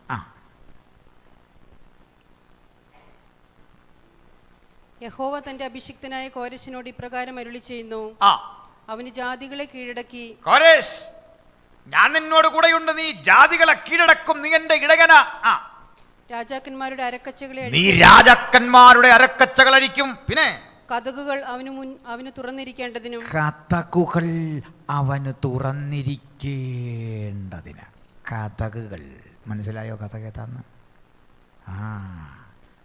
ഈ ബൃഹത്തായ കോട്ടയ്ക്ക് ചുറ്റുമുള്ള 100 കതകുകൾ പണിതുറപ്പിക്കുന്ന, പണിയെടുക്കുന്ന ആളുകളും ഉത്തരവിടുന്ന നെബൂഖദ്നേസറും അതിന് സൂപ്പർവൈസ് ചെയ്യുന്ന വിദഗ്ധ ശില്പികളും ജനിക്കുന്നതിൻ്റെ 1 നൂറ്റാണ്ട് മുമ്പ് പ്രവാചകൻ ഈ ബൃഹത് കോട്ട കണ്ടിട്ട് വിളിച്ചു പറയുക, കതകുകൾ നിന്റെ മുമ്പാകെ തുറന്നിരിക്കേണ്ടതിന്. പിന്നെ വാതിലുകൾ അടയാതിരിക്കേണ്ടതിനും ഞാൻ അവന്റെ വലങ്കൈ പിടിച്ചിരിക്കുന്നു. നിന്റെ വലങ്കരം ഞാൻ പിടിച്ചിരിക്കുന്നു. നെക്സ്റ്റ്. ഞാൻ നിനക്ക് മുമ്പായി ചെന്ന്. അതാണ് നമ്മുടെ കർത്താവിൻ്റെ പ്രത്യേകത. നീ അങ്ങോട്ട് പോക്കോ, ഞാൻ വേണ്ട ചെയ്യാമെന്നല്ല, ഞാൻ നിനക്ക് മുമ്പായി ചെന്ന്. ഞാനും നിങ്ങളുമൊക്കെ ഇവിടെ വരാൻ കാരണം സ്വാധീന ശക്തിയല്ല, ഞാൻ നിനക്ക് മുമ്പായി ചെന്ന്. ഞാനാണ് മുന്നമേ കടന്നു പോകുന്നവൻ യേശുവെങ്കിൽ ധൈര്യത്തോടെ പറയാ, നാഥാ ഞാൻ നിന്റെ പിന്നിലുണ്ട്. എൻ്റെ ധൈര്യം ജന്മസിദ്ധമായ ധൈര്യമല്ല, നീ എൻ്റെ മുന്നമേ കടന്നു പോകുന്നു, ഞാൻ നിനക്ക് മുമ്പായി ചെന്ന്. ദുർഘടങ്ങളെ നിരപ്പാക്കുകയും. 57 അടി കനമുള്ള മതിൽ കണ്ടിട്ട് നമ്മുടെ കർത്താവ് പറയാ, കുഞ്ഞെ അതൊന്നും പേടിക്കണ്ട, അത് ദുർഘടം, ഈ ഗട്ടർ താണ്ടി കയറുന്ന പോലെയുള്ളൂ, ഞാൻ ദുർഘടങ്ങളെ നിരപ്പാക്കി. താമ്രവാതിലുകളെ തകർത്തു, ഇരുമ്പോടാമ്പലുകളെ ഖണ്ഡിച്ചു കളയുകയും ചെയ്യും. താമ്രവാതിൽ മനസ്സിലായോ? അല്ല, പിടി കിട്ടിയോ? പലരും നമ്മുടെ തലയിൽ കൈവച്ച് പറഞ്ഞല്ലെന്ന് മനസ്സിലായോ? താമ്രവാതിലുകളെ തകർത്ത് ഇരുമ്പോടാമ്പലുകളെ ഖണ്ഡിച്ചു കളയും. ഈ ടാർഗറ്റിന് പൂട്ടുപിടിപ്പിക്കുന്ന കൊല്ലൻ, അതിൻ്റെ കണക്ക് കൂട്ടുന്ന തച്ചുശാസ്ത്ര വിദഗ്ധൻ, വാസ്തുവിദ്യയുടെ ലക്ഷണവും കാര്യങ്ങളും ഒക്കെ നോക്കി പഠിക്കുന്ന ആളുകൾ, ഇവരൊക്കെ ജനിക്കും മുമ്പ് തമ്പുരാൻ പറയാ, ഞാൻ താമ്രവാതിലുകളെ തകർക്കും, ഇരുമ്പോടാമ്പലുകളെ ഖണ്ഡിക്കും, ഞാൻ നിന്നെ പേർ ചൊല്ലി വിളിച്ചിരിക്കുന്ന. അയച്ചോളൂ. നിന്നെ പേർ ചൊല്ലി വിളിക്കുന്ന ഞാൻ യഹോവ, ഇസ്രായേലിന്റെ ദൈവം തന്നെ എന്ന് നീ അറിയേണ്ടതിന്. നിന്റെ പേര് ചൊല്ലി ഞാൻ വർഷങ്ങൾക്കപ്പുറത്ത് വിളിച്ചപ്പോൾ നീ എൻ്റെ പേരുടെ മനസ്സിലാക്കണം, ഞാൻ യഹോവ. അതറിയാൻ ഞാൻ നിനക്ക് ഇരുട്ടിലെ നിക്ഷേപം, മറവിടങ്ങളിലെ ഗുപ്തനിധി. അത് പറയാൻ ഒരു മണിക്കൂർ വേറെ വേണം, അവിടെ കിടക്കട്ടെ. എന്താണ് ഈ ഇരുട്ടിലെ നിക്ഷേപം, മറവിടങ്ങളിലെ ഗുപ്തനിധി? പക്ഷെ അത് ആ വഴി അങ്ങ് പോകും, തിരിച്ചു വരവ് പാടാ, അതുകൊണ്ട് അവിടെ നിൽക്കട്ടെ. ഏതായാലും നമുക്കിതൊന്ന് തീർക്കാം. രണ്ടൊരു സഹോദരി പറഞ്ഞു, ഇപ്പോൾ വന്ന വഴക്ക് വിടുന്നുമില്ല, പുതിയത് പിടിക്കുന്നുമില്ലെന്ന്. നേരമില്ലാത്തതുകൊണ്ട് എന്ന് പറഞ്ഞ പോലെ സൗകര്യമാരെക്കുറിച്ച് തന്നെ പറയല്ല, നിങ്ങൾ കോർപ്പറേറ്റ് ഇതിലേ വിജയിക്കുള്ളൂ, ശ്രദ്ധിച്ചിരുന്നിട്ട്. അതുകൊണ്ട് നമുക്ക് തൽക്കാലം താമ്രവാതിൽ നീക്കണം, കുറച്ച് നേരം അവിടെ പേര് ചൊല്ലി വിളിച്ചൊക്കെ പോട്ടെ. അപ്പോൾ ഒരു കാര്യം മനസ്സിലായോ, തിരുവഴുത്തിലെ ദൈവം നമ്മുടെ എല്ലാം പേര് ചൊല്ലി വിളിക്കുന്ന ദൈവമാണ്. നമ്മുടെയൊക്കെ പേരറിയാം. പിന്നെ ഇവിടെയൊക്കെ എത്ര ഉണ്ടെന്ന് അറിയില്ല, നമ്മുടെ കേരളത്തിലെല്ലാം. അതുകൊണ്ട് ഈ ചെറിയ കുഞ്ഞുങ്ങൾ മുട്ട വിരിഞ്ഞ് പുറത്തേക്ക് വരുന്ന കുഞ്ഞുങ്ങളടക്കം ഈ പേര് ചൊല്ലി വിളിക്കുന്ന ഒരു മിനിസ്ട്രി ആക്കി മാറ്റിയിട്ടുണ്ട്. 10,000-5000 പേരിക്കുന്നിടത്ത്, കുട്ടപ്പൻ നിൻ്റെ പല്ലുവേദന മാറുന്ന രാത്രിയാണ്, കുഞ്ഞമ്മ നിൻ്റെ കാലയിലെ രോഗം ഇപ്പം മാറാൻ പോവാണ്. അടുത്ത കാലത്ത് ഒരാൾ വിളിച്ചു പറഞ്ഞു, കാലയിൽ ആന്ത്രാക്സ് ബാധിച്ച ഒരാൾ ഇവിടെ ഇരിപ്പുണ്ട്, ഇപ്പം എഴുന്നേറ്റ സൗഖ്യമായിരുന്നു. ഇത് കാലയെ ബാധിക്കുന്നതല്ലെന്നൊന്നും കേൾക്കുന്നവനും അറിയുന്നില്ല, പറയുന്നവനും അറിയുന്നില്ല. ഇങ്ങനെ പേര് വിളിക്കുന്ന ഒത്തിരി കഥകൾ. അതുപോട്ടെ, ഓരോ സ്ഥലത്തെ ആളുകളുടെ ആ പേരിൻ്റെ ശൈലി അനുസരിച്ച് പേര് വിളിക്കുന്ന വിദഗ്ധന്മാർ ഇപ്പോൾ ഈ സോഷ്യൽ മീഡിയയിലെല്ലാം വലിയ പ്രതിസന്ധി നേരിടുന്ന ഒരു കാലമാണ്. അതുകൊണ്ട് ഈ നമ്മുടെ തിരുവനന്തപുരം അങ്ങോട്ട് പോയി കഴിഞ്ഞാൽ ആളുകളുടെ പേര് ആൽഫ്രഡ്, വിൽഫ്രഡ്, അലക്സാണ്ടർ, ഇങ്ങനെയൊക്കെയുള്ള പേരുകളാണ്. മധുരാങ്കൂറിലേക്ക് വന്ന അച്ഛൻ കുഞ്ഞ്, കുഞ്ഞച്ചൻ, കുട്ടപ്പൻ, ചാക്കോച്ചൻ, ഈ അച്ഛൻ എന്നൊക്കെ ചേർത്ത പേരുകളാണ്. അത് നേരെ നമ്മുടെ കോതമംഗലമൊക്കെ വന്ന എൽദോസ്, ബേസിൽ, ഇങ്ങനെയുള്ള പേരുകളാണ്. തൃശ്ശൂർ വന്ന കുഞ്ഞുണ്ണി, ചേറുണ്ണി, വാറുണ്ണി, ഇങ്ങനെയൊക്കെയുള്ള പേരുകളാണ്. ഇപ്പോൾ ഓരോ സ്ഥലത്ത് പോയി അത്യാവശ്യം ആളുകളുടെ പേര് കോമൺ ആയിട്ട് വിളിച്ചു പറയും. ജോസ് എന്ന് പേരുള്ള ഒരാൾ ഇരിപ്പുണ്ട്, ഇപ്പോൾ എഴുന്നേറ്റാ വിടുതൽ, ഇങ്ങനെ തട്ടുന്ന ഒത്തിരി വിദ്വാൻമാർ നാട്ടിലുണ്ട്. ഞങ്ങളുടെ ഇവിടെ ഒരു പക്ഷേ അദ്ദേഹം, നിങ്ങൾക്കൊരു പക്ഷേ പരിചയം കാണാം, അദ്ദേഹം ഈ പേര് പറയുന്ന പ്രത്യേക ശൈലിയിലാണ്. ഈ പേര് വിളിക്കുമ്പോൾ അതിനകത്തൊരു കൃത്യത വരാൻ വേണ്ടി നമുക്ക് തോന്നണം ഇത് ശരിയാണ് ഇദ്ദേഹം പറയുന്നത്. അതിന് വേണ്ടി ഒരു ചെറിയ തന്ത്രമുണ്ട്. നിങ്ങളുടെ പേര് കയറി ചുമ്മാ അങ്ങ് വിളിക്കുകയില്ല. ഈ ചുമ്മാ പേര് വിളിച്ച ഡിമാൻഡ് പോകല്ല. അതുകൊണ്ട് ഈ വളരെ പ്രയാസപ്പെട്ട് പുള്ളി പ്രാപിച്ച് പറയുകയാണെന്ന് തോന്നണം. ഉദാഹരണം, നിങ്ങളുടെ പേര് ബേബി എന്നാണ് കുട്ടിക്ക്, പെട്ടെന്ന് കയറി ബേബി, ബേബിച്ചൻ എന്നൊക്കെ വിളിച്ചാലൊരു ഡിമാൻഡില്ല. അതുകൊണ്ട് ബേബിച്ചൻ, ബേബിച്ചൻ, ബേബിച്ചൻ ഇങ്ങനെ വിളിക്കുള്ളൂ. ഈ റേഞ്ചില്ലാത്ത മൊബൈലിൽ കൂടെ സംസാരിച്ച് വിഷമിക്കുന്നല്ലോ, വളരെ ബുദ്ധിമുട്ടി പുള്ളി പിടിച്ചെടുത്ത് നമുക്ക് തരികയാണ്. എന്തിനാ ഇതൊക്കെ പറയുന്നത് ചോദിച്ചാൽ, ബൈബിളിലെ ദൈവം പേര് വിളിക്കും. ഇത്തരം ഡ്യൂപ്ലിക്കേറ്റ് അടിയല്ല. ഒരു മാസ് സൈക്കോളജി ഗ്രഹിച്ചിട്ട് ഒരടി ഓത്താൽ ഒരു ബേബിച്ചൊരു എഴുന്നേറ്റോട്ടെ, അങ്ങനെയല്ല.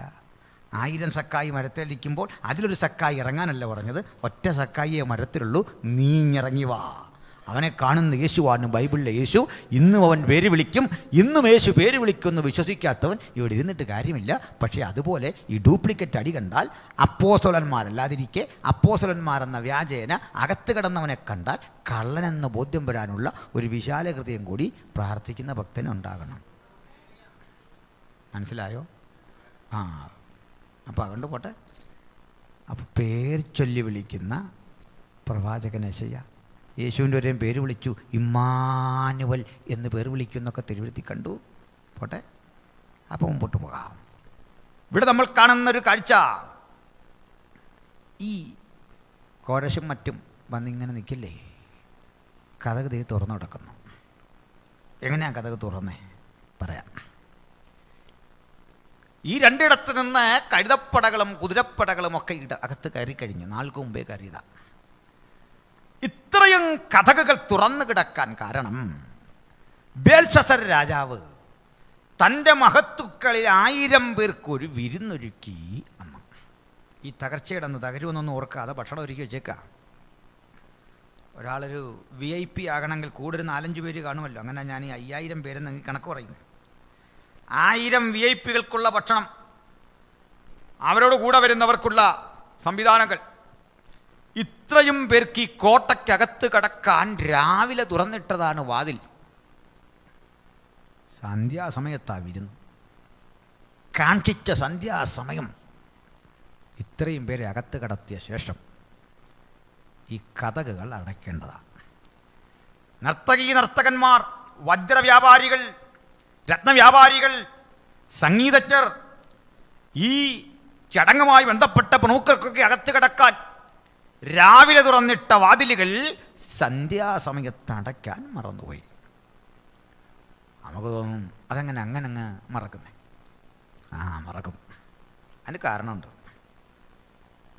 രാജാവ് സഹിതം സേനാനായകനുൾപ്പെടെ പ്രമുഖരും പ്രസക്തരും സാധാരണക്കാരുമടക്കം സകല പുള്ളികളും മദ്യപിച്ചു മതോന്മത്തരായി ബോധം നഷ്ടപ്പെട്ട് ലഹരിക്കടിമയായി നിൽക്കുകയാണ് ഈ വിരുന്നിനിടയ്ക്ക്.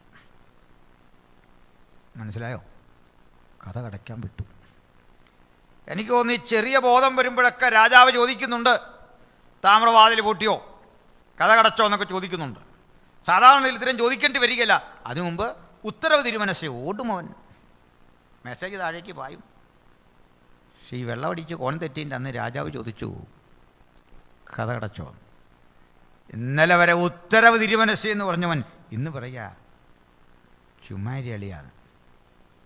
അളിയാ ചുമ്മാരി, അളിയന് ഇനി ഒരു അക്ഷരം കൂടെ മിണ്ടിയാൽ എൻ്റെ തനി സ്വഭാവം ആരാന്ന് പറയുന്നത്? ലോക്കൽ പടയാളി പറയുക ചുമ്മാരി അളിയാന്ന്, മിണ്ടരുത്. ആരാ പറഞ്ഞേ? രാജാവിനോട്. ചുരുക്കി പറഞ്ഞാൽ ഈ മദ്യപിച്ച് കഴിഞ്ഞാൽ ഭയങ്കര സോഷ്യലിസമാണ്. രാജാവ് ആരാ, പ്രജ ആരാ, അപ്പനാരാ, അമ്മയാരാ, ഒരു പിടിയില്ല. തിരിച്ചു പറയാ അളിയാ മിണ്ടരുത്. ഇതെൻ്റെ ഒരു ഭാഷയാണ്, നമ്മുടെ നാട്ടിലെ ആ ബോധം വെച്ചാൽ പറഞ്ഞ കേട്ടോ, ഓർക്കരുത്. ചുരുക്കി പറഞ്ഞാൽ കഥ കടയ്ക്കാൻ വിട്ടു. ദൈവത്തിൻ്റെ പദ്ധതി ഉണ്ടോ? കോരശിൻ്റെ സേന വന്ന് പാഞ്ഞു നിൽക്കുമ്പോൾ ദാ കഥകൾ മറക്ക തുറന്നു കിടക്കുന്നു. ഒരു മന്ത്രി ശ്രേഷ്ഠൻ പറഞ്ഞു, പ്രഭോ കടക്കരുത്, നമ്മളെ പിടിച്ചകത്താക്കുമ്പോൾ ഇവൻ കഥ കടച്ചിട്ട് ശ്വാസം മുട്ടിച്ചു നമ്മെ ഇതിനകത്ത് തകർക്കാനുള്ള പദ്ധതിയാ. മന്ത്രി പറഞ്ഞു അങ്ങനെയൊക്കെ. രാജാവ് പറഞ്ഞു അതിലർത്ഥമില്ല മന്ത്രി, നമ്മൾ പൊരുതി മരിക്കാൻ വന്നവരാ, ചതിവ് വിഷയമല്ല. ആ പറഞ്ഞങ്ങോട്ട് തിരികെയും ഒരു വറ്റം വയോവൃദ്ധന്മാർ വന്ന് രാജാവിൻ്റെ മുമ്പിൽ നിന്നു. പ്രഭു അങ്ങ് കോരശല്ലേ, അങ്ങക്ക് കോട്ടയ്ക്കകത്തേക്ക് സ്വാഗതം. നിങ്ങളാരാ? ശത്രുവിൻ്റെ കോട്ടയ്ക്കകത്തേക്ക് എന്നെ ക്ഷണിക്കുന്ന നിങ്ങളാരാ? പ്രഭു ഞങ്ങൾ നിന്റെ ശത്രുക്കളല്ല, അങ്ങ് ഒരു ദിവസം ഇതുവഴി വരുമെന്നും ഈ രാജ്യം കീഴടക്കുമെന്നും ഇവിടെ അകപ്പെട്ട അഗതികളെ മുഴുവൻ അവരവരുടെ ദേശത്തേക്ക് എത്തിക്കുമെന്നും അങ്ങ് ജനിക്കും മുമ്പ് അങ്ങയെക്കുറിച്ച് എഴുതി വച്ച തിരുവെഴുത്തുകൾ നിരന്തരം വായിച്ച് നിന്റെ വരവും കാത്ത് എന്നുമെന്നും കണ്ണുയർത്തി കാത്തിരിക്കുന്ന ഒരുവറ്റം യഹൂദ റബിമാരാണ് ഞങ്ങൾ. നിന്റെ കുതിരക്കുളമ്പടി ദൂരത്ത് കേൾക്കവേ ഞങ്ങളുടെ ഉള്ളം ആവേശം കൊണ്ട് തുടിച്ചു. ഇടനാഴികൾ കടന്ന് നീ കടന്നു വരുന്ന വേളയിൽ ഞങ്ങൾക്ക് പിടികിട്ടി നീയാണ് കോരശ്, ഈ തിരുവെഴുത്തിൽ പറയുന്ന കോരശ്. കോരശ് അത് കേട്ട് കുതിരപ്പുറത്തു നിലത്ത് ചാടി തന്നെക്കുറിച്ച് എഴുതി വെച്ച ഇരമ്യാവിൻ്റെയും യെശയ്യാവിൻ്റെയും വേദഭാഗങ്ങൾ വായിച്ചു കേട്ടു, നിലത്തെ മണ്ണുവാരി ചുംബിച്ചു. എന്നിട്ട് വിളിച്ചു പറഞ്ഞു, യഹോവ തന്നെ ദൈവം, അവൻ ഭൂമിയിലെ സകല രാജ്യങ്ങളും എൻ്റെ പക്കൽ ഏൽപ്പിച്ചിരിക്കുന്നു. ഒരു ജാതീയ ചക്രവർത്തി, അഗ്നിസേവകൻ, അഗ്നിയെ ദൈവമായി കണ്ടവൻ, ആ വിധത്തിൽ പൂജാതി കർമ്മങ്ങൾ അർപ്പിച്ചവൻ ഇതാ വിളിച്ചു പറയുക, യഹോവ തന്നെ ദൈവം. ഇന്ന് രാത്രി വചനം കേൾക്കുമ്പോൾ നമുക്ക് ഉലകത്തോട് പറയാനുള്ള സന്ദേശം യഹോവ തന്നെ ദൈവം. അതിന്റെ പുതുനിമ ചിന്തയിലേക്ക് വന്നാൽ മറ്റൊരുത്തലും രക്ഷയില്ല. നാം രക്ഷിക്കപ്പെടുവാൻ ആകാശത്തിന് കീഴിൽ മനുഷ്യരുടെ ഇടയിൽ നൽകപ്പെട്ട ഒരേ ഒരു നാമം കർത്താവായ യേശുക്രിസ്തുവിന്റെ മാർഗം. യേശുക്രിസ്തുവിന്റെ നാമത്തിലൂടെ രക്ഷാകരമായ അവന്റെ പദ്ധതിയുടെ ഭാഗമാകാൻ ഈ വചനം കേൾക്കുന്ന സകലർക്കും അത്യുന്നതൻ സംഗതിയാക്കട്ടെ. കോരശ് ഏറ്റുപറയുന്നു ദൈവത്തെ. അതല്ല രസകരമായ കാര്യം, ഈ സംഭവം കൃത്യം കണ്ട് യെശയ്യാവ് എന്തൊക്കെ എഴുതുന്നു വായിച്ചുകൊള്ളൂ. 21 മുതൽ 21:1 ഇത് സമുദ്രതീരത്തെ മരുഭൂമിയെക്കുറിച്ചുള്ള പ്രവാചകം. സമുദ്രതീരത്തെ മരുഭൂമിയെക്കുറിച്ചുള്ള പ്രവാചകം. തെക്ക് ചുഴലിക്കാറ്റടിക്കുന്നത് പോലെ അത് മരുഭൂമിയിൽ നിന്ന് ഭയങ്കര ദേശത്തു നിന്ന് തന്നെ വരുന്നു. ഇതാ ഇറാഖ് എന്ന ബാബിലോണിന് നേരെ തെക്ക് ചുഴലിക്കാറ്റടിക്കുന്നത് പോലെ അത് കടന്നു വരുന്നു കോരശിന്റെ സേന. കഠിനമായൊരു ദർശനം എനിക്ക് വെളിപ്പെട്ടിരിക്കുന്നു. ഈ ദർശനം, കഠിന ദർശനം വെളിപ്പെട്ടത് മറ്റാർക്കുമല്ല, ബേൽശസ്സറിനാണ്. വായിച്ചു വരുമ്പോഴേ പിടികിട്ടു. വായിച്ചോളൂ. ദ്രോഹി ദ്രോഹം ചെയ്യുന്നു, കവർച്ചക്കാരൻ കവർച്ച ചെയ്യുന്നു. ഈ നാട് മുഴുവൻ കവർച്ച ചെയ്തുകൊണ്ട് പോകുന്ന കാഴ്ച ഇയാൾ കാണുകയാ. ഏലാമേ കയറി ചെല്ലുക. യെശയ്യാവ് ഇപ്പോഴിത് കാണുന്നത് അത് ബേൽശസ്സറിന്റെ അനുഭവങ്ങൾ യെശയ്യാവ് പകർത്തുക. ഏലാം അതൊരു സ്റ്റേറ്റിന്റെ പേരാ. ഏലാം സംസ്ഥാനത്തിലെ ശൂഷൻ രാജധാനി എന്നൊക്കെ പറയുമല്ലോ. പണ്ട് ദൈവപുരുഷനായ ഈ ദാനിയേൽ അവിടെ ഇരുന്നിട്ടുണ്ട്, ഈ ശൂഷൻ രാജധാനിയിൽ. ഇതാണ് പിൽക്കാലത്ത് എസ്തേർ അവിടെ ഇരുന്നത്. അത് തിരുവെഴുത്തിന്റെ മറ്റൊരു ഭാഗം. ഇത് പേർഷ്യൻ രാജാക്കന്മാരുടെ ശൈത്യകാല രാജധാനിയാണ്. അത് പോകട്ടെ. അപ്പോൾ ഏലാം എന്ന രാജ്യം പേർഷ്യയുടെ മറ്റൊരു പേരാണ്. ഏലാമേ കയറി ചെല്ലുക. മേദ്യയെ നിരോധിച്ചു കൊള്ളുക. ദാര്യാവേശന്റെ രാജ്യം. മേദ്യയെ നിരോധിച്ചു കൊള്ളുക. അതിന്റെ ഞരക്കമൊക്കെയും ഞാൻ നിർത്തിക്കളയും. വെള്ളമടിച്ചു കോൺ തെറ്റി കിടക്കുന്നവന്റെ ഞരക്കം അതൊക്കെ ഞാൻ നിർത്തിക്കളയും. പിന്നെ അതുകൊണ്ട് എന്റെ അരയിൽ വേദന നിറഞ്ഞിരിക്കുന്നു. അവന്റെ ഏപ്പാടി, ബേൽശസ്സറുടെ ഏപ്പാടി അരയിൽ വേദന നിറഞ്ഞിരിക്കുന്നു. പിന്നെ നോവ് കിട്ടിയ സ്ത്രീയുടെ നോവ് പോലെയുള്ള വേദന എന്നെ പിടിച്ചിരിക്കുന്നു. ഒരു ഗർഭവതിയെ പോലെ നോവ് കിട്ടി വേദനിക്കുന്ന അനുഭവം രാജാവിനുണ്ടായി. പിന്നെ എനിക്ക് ചെവി കേട്ടുകൂടാതവണ്ണം ഞാൻ അതിവേദനപ്പെട്ടിരിക്കുന്നു. കണ്ണു കാണാതവണ്ണം ഞാൻ പരിഭ്രമിച്ചിരിക്കുന്നു. പിന്നെ എന്റെ ഹൃദയം പതറുന്നു. ഭീതി എന്നെ ഭ്രമിപ്പിച്ചിരിക്കുന്നു. ഞാൻ കാംക്ഷിച്ച സന്ധ്യാസമയം അവനെനിക്ക് വിറയലാക്കി തീർത്തു. പിന്നെ മേശ ഒരുക്കുവീൻ. അന്ന് ഞാൻ പറഞ്ഞു, മേശ ഒരുക്ക്. പരവതാനി വിരിപ്പീൻ. പരവതാനി വിരിക്ക്. ഭക്ഷിച്ചു പാനം ചെയ്യുവീൻ. ഭക്ഷിച്ചു പാനം ചെയ്യാൻ മഹത്തുക്കളിൽ 1000 പേർക്ക് രാജാവ് വിരുന്നൊരുക്കി. പിന്നെ പ്രഭുക്കന്മാരെ എഴുന്നേൽപ്പീൻ. ഭക്ഷിച്ചുകൊണ്ടിരുന്ന പ്രഭുക്കന്മാരോട് പറയാ, പ്രഭുക്കന്മാരെ ഭക്ഷണം കഴിച്ചുകൊണ്ടിരിക്കുക പറയാ, എഴുന്നേൽക്ക്, ഇതാ പ്രതിസന്ധി വരുന്നു. പരിചയ്ക്ക് എണ്ണ പൂശുവീൻ. അയ്യോ, പരിച എടുത്തില്ലേ നിങ്ങൾ? പരിചയ്ക്ക് എണ്ണ പൂശ്, ശത്രു വന്നു നിൽക്കുന്നു. പിന്നെ കർത്താവ് എന്നോട്, നീ ചെന്നൊരു കാവൽക്കാരനെ നിർത്തിക്കൊള്ളുക. അപ്പോൾ കർത്താവ് പറയാ, നീ ചെന്നൊരു കാവൽക്കാരനെ നിർത്തിക്കൊള്ളുക. ശ്രദ്ധിക്കണം.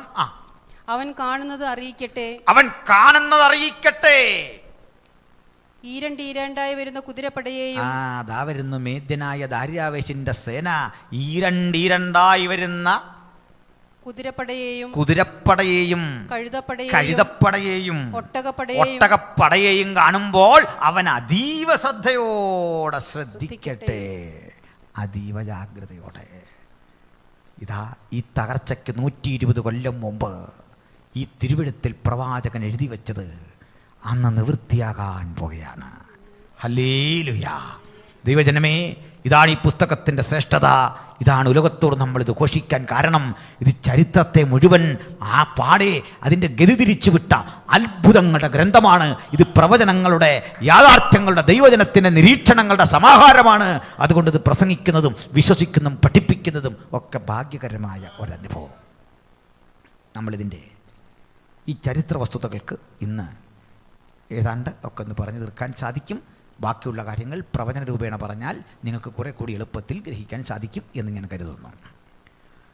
അന്ന് കോരശിൻ്റെ സേന ഇവിടെ വന്നിക്കേ, ബേൽശസ്സർ ഇങ്ങനെ മദ്യപിക്കുക. അയാൾക്കൊരു മദ്യം കുടിച്ച് ലക്ക് കേട്ടപ്പോൾ പുള്ളിക്കൊരു വല്ലാത്ത ചിന്ത. അദ്ദേഹം ഉത്തരവിട്ടു, എൻ്റെ അപ്പനായ ബേൽശസ്സർ നെബൂഖദ്നേസർ യെരുസലേം ആക്രമിച്ച വേളയിൽ അവിടെ നിന്ന് എടുത്തുകൊണ്ടുപോന്ന ദേവാലയത്തിലെ വിലപിടിപ്പുള്ള പാനപാത്രങ്ങളുണ്ട്. അതുകൊണ്ടൊക്കെ ഇവിടെ അതെവിടെ ഇരിക്കുക, നിലവറയ്ക്കുള്ളിൽ കുറ്റാക്കുറ്റിരുടത്ത് 90 ഡിഗ്രി ആംഗിളിൽ താഴേക്ക് ചരിഞ്ഞിറങ്ങി ആരും ചെന്നെത്താനാവാത്ത ഇടത്തത് സൂക്ഷിച്ചിരിക്കുക. അഥവാ അവിടെ ചെന്നെത്തുന്നവന് തിരിച്ചു വരാനാവാത്ത വിധം ചിന്താക്കുഴപ്പമുണ്ടാക്കുന്ന വാതിലുകൾ. ആ തുരങ്കം വഴി ചിലപ്പോൾ മനുഷ്യൻ ചെന്ന് ജലാശയത്തിൽ ചാടി മരിക്കത്തക്ക വിധത്തിലാണ് അതിൻ്റെ സജ്ജീകരണങ്ങൾ. ഷണ്ണന്മാർ ആയ ഒരുപറ്റം ആളുകളെ കാവൽ നിർത്തിയിരിക്കുക. അവരെ കൊന്നിട്ടാലും ഈ താക്കോൽ കൊടുക്കില്ല. താക്കോൽ അപകരിച്ചു കൊണ്ടുപോയാൽ തിരിച്ചു വരവുമില്ല. അതേ വിധത്തിലാണ്. VIP വന്നിരിക്കല്ലേ, വിദേശ രാജ്യങ്ങളിലെ പ്രതിനിധികളുമൊക്കെ ഉണ്ട്. അവരുടെ മുമ്പിൽ ഇത് കൊണ്ടുവച്ച് പത്രാസ് കാണിക്കാൻ, പൊങ്ങച്ചം കാണിക്കാൻ രാജാവ് ശ്രമിക്കുമ്പോൾ തടയാൻ ആർക്കും ധൈര്യമില്ല. ആരെങ്കിലും പറഞ്ഞു കൊടുക്കുക, പ്രഭോ ഇത് രാജ്യത്തിൻ്റെ സമ്പത്തിൻ്റെ സുരക്ഷയാ, അതിലേക്കുള്ള വഴി ആളുകൾ പഠിക്കും, ഇതൊക്കെ പറയണമെന്നുണ്ട്. പക്ഷെ ആർക്കാ ബോധം? അതിവിടെ കൊണ്ടുവെപ്പിച്ചു. വീഞ്ഞൊഴിക്കാൻ ഇവിടെ പാത്രമില്ലാഞ്ഞിട്ടല്ല, അതിലേക്ക് ഒഴിക്കാൻ. അഭിസാരികമാരായ സ്ത്രീകൾ ദൈവാലയത്തിലെ പാനപാത്രങ്ങൾ കയ്യിലെന്തി അതിലേക്ക് വീഞ്ഞൊഴിക്കുക. വീഞ്ഞൊഴിക്കുമ്പോൾ ഈ പാത്രം നഷ്ടപ്പെട്ട ദൈവമക്കൾ 70 ആണ്ടുകൾ പ്രാർത്ഥിക്കുക. പാത്രത്തിന് വേണ്ടിയല്ല, യഹോവേ നിന്നെ ഒന്ന് സേവിക്കാൻ ഒരവസരം. ഈ ഘട്ടത്തിൽ ദൈവത്തിൻ്റെ കൈകൾ ആ കാണുന്ന ഭിത്തിയിൽ എഴുതി, മെനേ മെനേ തെക്കേൽ ഊഫർസീൻ.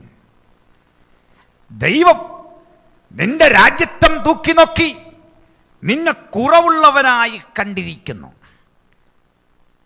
വലത്ത് നിന്ന് ഇടത്തോട്ടെഴുതുന്ന അരാമിക്ക് ഭാഷയിൽ എഴുതി ഫുൾ സ്റ്റോപ്പ് ഇടുമ്പോൾ ആ വർത്തമാനം ഏവരും കണ്ടു.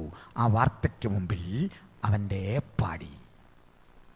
അതാ യെശയ്യാവ് 100 കൊല്ലം മുമ്പ് വിളിച്ചു പറയുക, കഠിനമായൊരു ദർശനം എനിക്ക് ഭവിച്ചിരിക്കുന്നു, എൻ്റെ അരയിൽ വേദന നിറഞ്ഞിരിക്കുന്നു, നോവ് കിട്ടിയ സ്ത്രീയെപ്പോലെ ഞാൻ ആയിരിക്കുന്നു. ആ കഠിനമായ ദർശനത്തിൻ്റെ ആധിക്യത്തിൽ സ്വയം തകരാൻ അവൻ തയ്യാറെടുത്തിരിക്കെ ഇതിൻ്റെ പൊരുൾ ഒന്ന് വ്യാഖ്യാനിച്ചു തരാൻ ആരാ ഉള്ളത്? വരൂ, ശകുനവാദികളും മന്ത്രവാദികളും ഒക്കെ വന്നിട്ടും അവരും എന്തോ കണ്ടു വായിക്കാനും പൊരുൾ പറയാനും അറിയാതിരിക്കെ രാജമാതാ വഴിയിൽ വന്നു. അവർ പറഞ്ഞു, തിരുവേനിയുടെ അപ്പൻ്റെ കാലം മുതൽ ഇത്തരം പ്രശ്നങ്ങളുടെ കുരുക്കഴിക്കുന്ന ഒരു പ്രവാചകൻ ഇവിടെ ഉണ്ട്. എന്തായിരിക്കും ദാനിയേൽ ഈ കൂടെ വരാഞ്ഞത്? ഏകാന്തത കിട്ടി ഈ സമയത്ത് ദാനിയേൽ തൻ്റെ പ്രാർത്ഥന മുറിയിലാകും, അല്ലെങ്കിൽ വയോവൃദ്ധൻ എന്ന നിലയിൽ അദ്ദേഹത്തിൻ്റെ ജോലിയുടെ കാലമൊക്കെ കഴിഞ്ഞ് വിശ്രമത്തിലാകും. ആളയച്ചു വരുത്തി. ആ സമയത്ത് ദാനിയേൽ ചോദിക്കുന്നത്, എത്ര കാലം ഞങ്ങൾ ഇവിടെ കിടക്കും?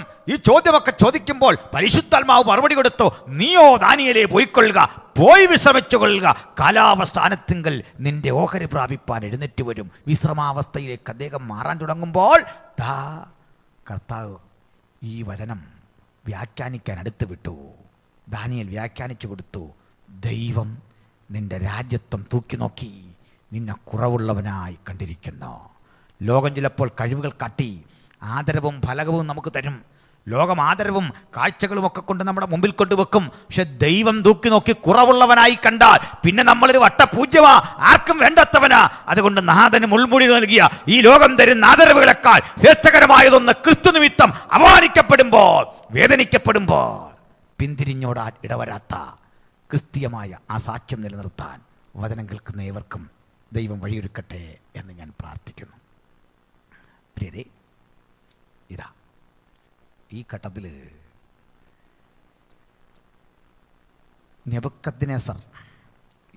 ബേൽശസ്സർ ഇട്ട ഉത്തരവ് ഈ പാത്രം കൊണ്ടുവെക്കാൻ അതൊരു ദൈവഹിതമായിരുന്നു. കാരണം അന്ന് ഈ രാജ്യം തകരും. ഈ പാത്രമടക്കമുള്ള സകല വസ്തുവകകളും, പൊൻപാന പാത്രങ്ങളും വെള്ളി കൊണ്ടുള്ള ഇതര പാത്രങ്ങളുമെല്ലാം ഈ വഴിയറിയാതെ മണ്ണടരുകൾക്കുള്ളിൽ പൂണ്ടുപോകും. കാലം കഴിഞ്ഞ് കിട്ടൂല. അതിവിടെ എടുത്തു വെപ്പിച്ചത് കൊണ്ടാണ് വരുന്ന കോരശിന് ഇതെവിടെ ഇരിക്കുമെന്ന് അറിയാൻ പറ്റി. അതുവഴി എണ്ണിയെടുപ്പിച്ച് പിൽക്കാലത്ത് ഇസ്രായേൽ മക്കൾക്ക് തിരിച്ചു കൊടുത്തു. മനസ്സിലായോ പറഞ്ഞേ? ആ രാജാവ് കാര്യവിചാരകൻ മുഖാന്തരം ഈ വഴി കൃത്യം പഠിച്ചിട്ട് പറഞ്ഞു, ഇനി എടുത്തോണ്ട് വാ. എണ്ണിയടിപ്പിച്ച് കൊടുത്തിട്ട് പറഞ്ഞു, ഓരോ ഇസ്രായേലിനും താൻ്റെ അവകാശ ഭൂമിയിലേക്ക് മടങ്ങിപ്പോകാം. ആലയം പണിതപ്പോൾ ദൈവമുണർത്തി ഏവനും പോയി അതിൻ്റെ ഭാഗമായി തീരാ. പൂർണ്ണ സ്വാതന്ത്ര്യം അവർക്ക് പ്രഖ്യാപിച്ചത് എടുത്തു കൊടുത്ത് അവരെ മടക്കേക്കുമ്പോൾ പ്രവാചകൻ എഴുതിയ മറ്റൊരു വചനം നിവൃത്തിയായി. ഞാൻ നിനക്ക് ഇരുട്ടിലെ നിക്ഷേപം, മറവിടങ്ങളിലെ ഗുപ്തനിധി, ആരും കാണാത്ത മണ്ഡലത്തിൽ സൂക്ഷിക്കപ്പെട്ട വിലപിടിപ്പുള്ള വസ്തുക്കൾ മകരെ നിന്റെ പക്കൽ ഏൽപ്പിച്ചു തരും. എൻ്റെ വൃതനായ യാക്കോബ് നിമിത്തം ഞാനിത് നിനക്ക് മടക്കിത്തരും. ഇതുകൊണ്ടാ ഞങ്ങൾ ഈ പുസ്തകത്തിൻ്റെ ശ്രേഷ്ഠതയോർത്ത് യേശുവിനെ പ്രസംഗിക്കുമ്പോൾ അഭിമാനം ഇരട്ടിക്കാൻ കാരണം ഇത് വെറുതെ സാരോപദേശങ്ങളോ കെട്ടുകഥകളുടെയോ സമാധാനമല്ല, ജീവിത യാഥാർത്ഥ്യങ്ങളുടെ കാലത്തോടിടപെട്ട ദൈവപ്രവൃത്തിയുടെ ആവേശകരമായ ഓർമ്മക്കുറിപ്പുകളാ. അതിനെ ഉദ്ധരിക്കാൻ പ്രസംഗിക്കാൻ കഴിയുന്നത് ജീവിതത്തിലെ വലിയ ഭാഗ്യം. ഹല്ലേലൂയ. അപ്പം തിരിച്ചു വരാം. ഇവിടെ കൂടുതൽ നീട്ടണ്ട. അവിടെ അന്ന് രാത്രി രാജാവ് കൊല്ലപ്പെട്ടു. എനിക്ക് ദാനിയേലിൻ്റെ പ്രവചന ശൈലി വലിയ ഇഷ്ടമുള്ള ഒരാളാണ്. ഒത്തിരി പഠിക്കാനുണ്ട് അദ്ദേഹത്തിൽ നിന്ന്. ഇരമ്യാവ് പ്രവചനം തുടങ്ങിയാൽ കരഞ്ഞുകൊണ്ടാണ് പുള്ളി പ്രവചിക്കുന്നത്. കരഞ്ഞ് കരഞ്ഞ് ഒരു പുസ്തകം തന്നെ കരച്ചില്ല, വിലാപങ്ങൾ. എന്നാൽ നമ്മുടെ ഏലിയാവാണെങ്കിൽ വാളും പരിചയക്കാർ വെട്ടിക്കൊല്ലും, കേൾക്കാത്തവനെ വെട്ടി അങ്ങ് നശിപ്പിക്കും. അത് ഏലിയാവിൻ്റെ പ്രവചനം. നഹുവാണെങ്കിൽ ശാപമാണ് പറയുന്നത്. അവിടുന്ന് ഈ രമ്യാവ് ഇങ്ങനെയൊക്കെ ആണെങ്കിൽ യെശയ്യാവ് ചൂടായാണ് സംസാരിക്കുന്നത്. നല്ലൊരു ഭാഷയില്ല. എടോ, യഹോവ നിന്നെ തൂക്കിയെടുത്ത് ചുരറ്റി എറിഞ്ഞു കളയും, മര്യാദയ്ക്ക് ജീവിച്ചോണം.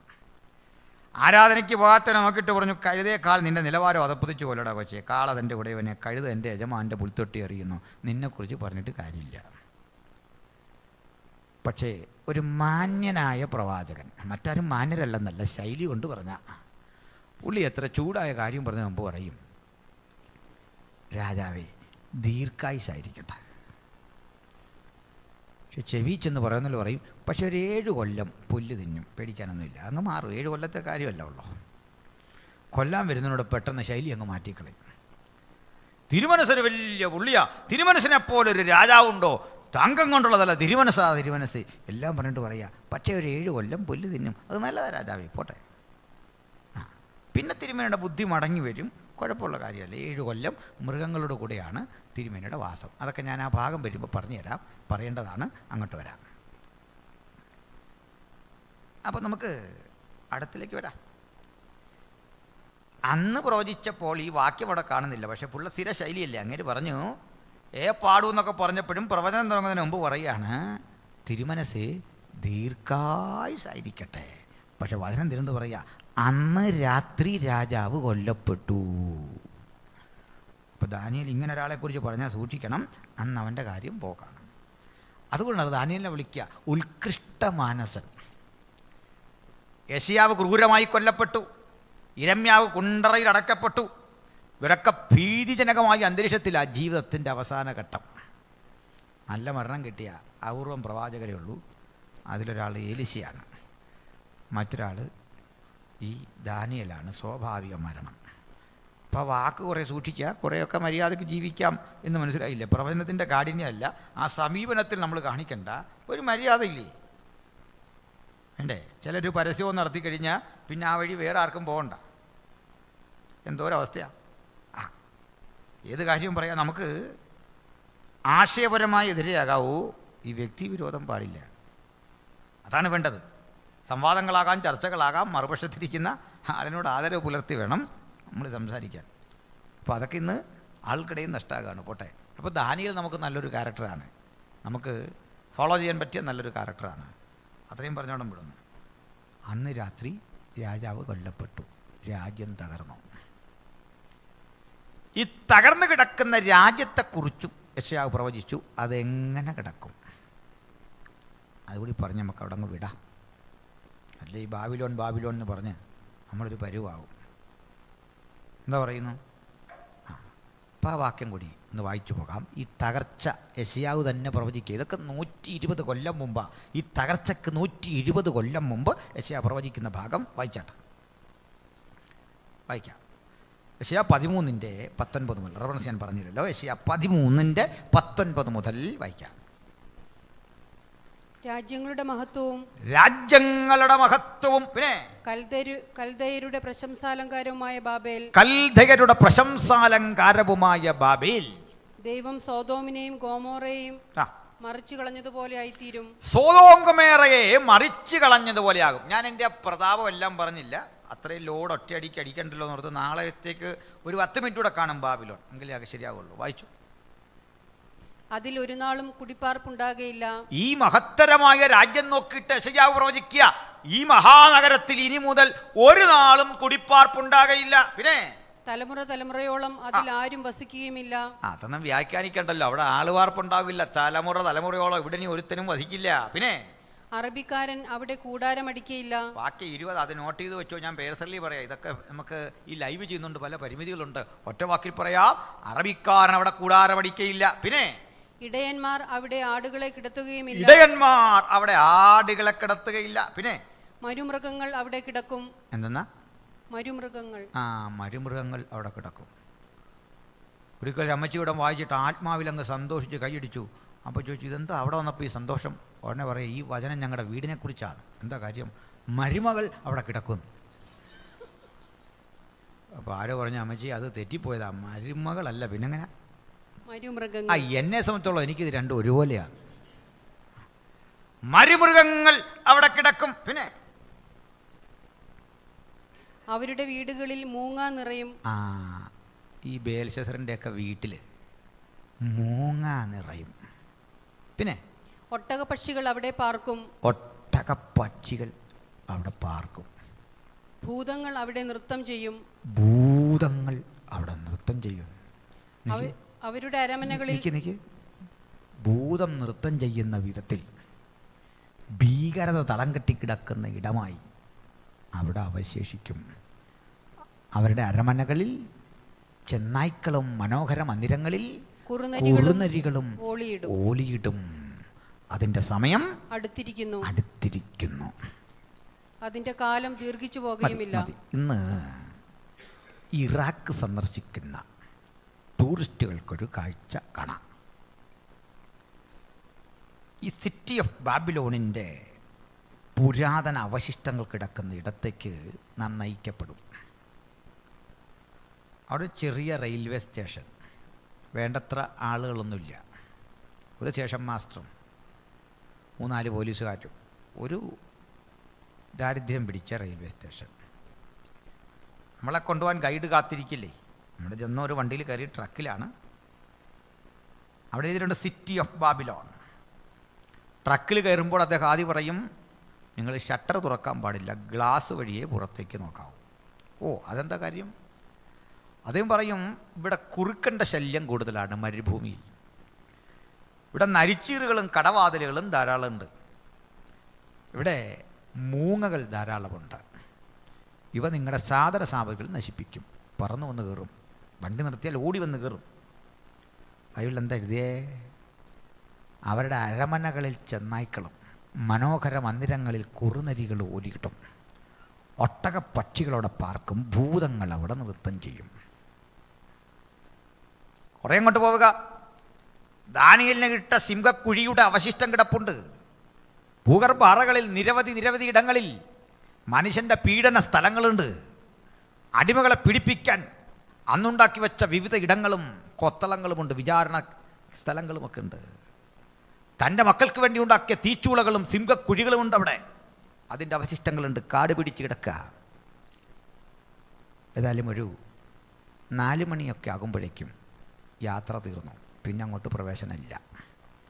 അതിനു മുമ്പ് പുറത്തിറങ്ങിയിരിക്കണം. 3 മണിക്ക് നിർത്തി പുറത്തിറങ്ങണം. ഇതെല്ലാം പോയി കാണാൻ അവസരമില്ല. 58 മൈലുകൾ ചുറ്റളവുണ്ട്. ഇതിൻ്റെ ഇടിഞ്ഞു കിടക്കുന്ന കട്ടകളും ഒക്കെ ഇവിടെ കിടക്കില്ലേ? ചിലത് ഞാൻ പറയാനുണ്ട്, നാളത്തേക്ക് ബാക്കി വെക്കാം. ഇതെല്ലാമുള്ള ഈ സ്ഥലത്ത് ഈ സമയം കഴിഞ്ഞ് ആളുകൾ തിരിച്ചു പോരും. അതിനപ്പുറം കടന്നാൽ ഒരു വല്ലാത്ത ഇരുട്ടോ, കാട് പിടിച്ച് കിടക്കുന്ന ഇടത്ത് നിന്ന് വല്ലാത്ത ശബ്ദം, നരിച്ചീറുകളുടെ ശബ്ദം, കടവാതിലുകളുടെ ശബ്ദം, കുറുക്കൻ്റെ ശബ്ദം, ആക്രമണകാരികളായ മരുഭൂമിയിലെ ജീവികളുടെ സാന്നിധ്യം, വ്യത്യസ്ത തരങ്ങളിലുള്ള പാമ്പുകളുടെ ശല്യം.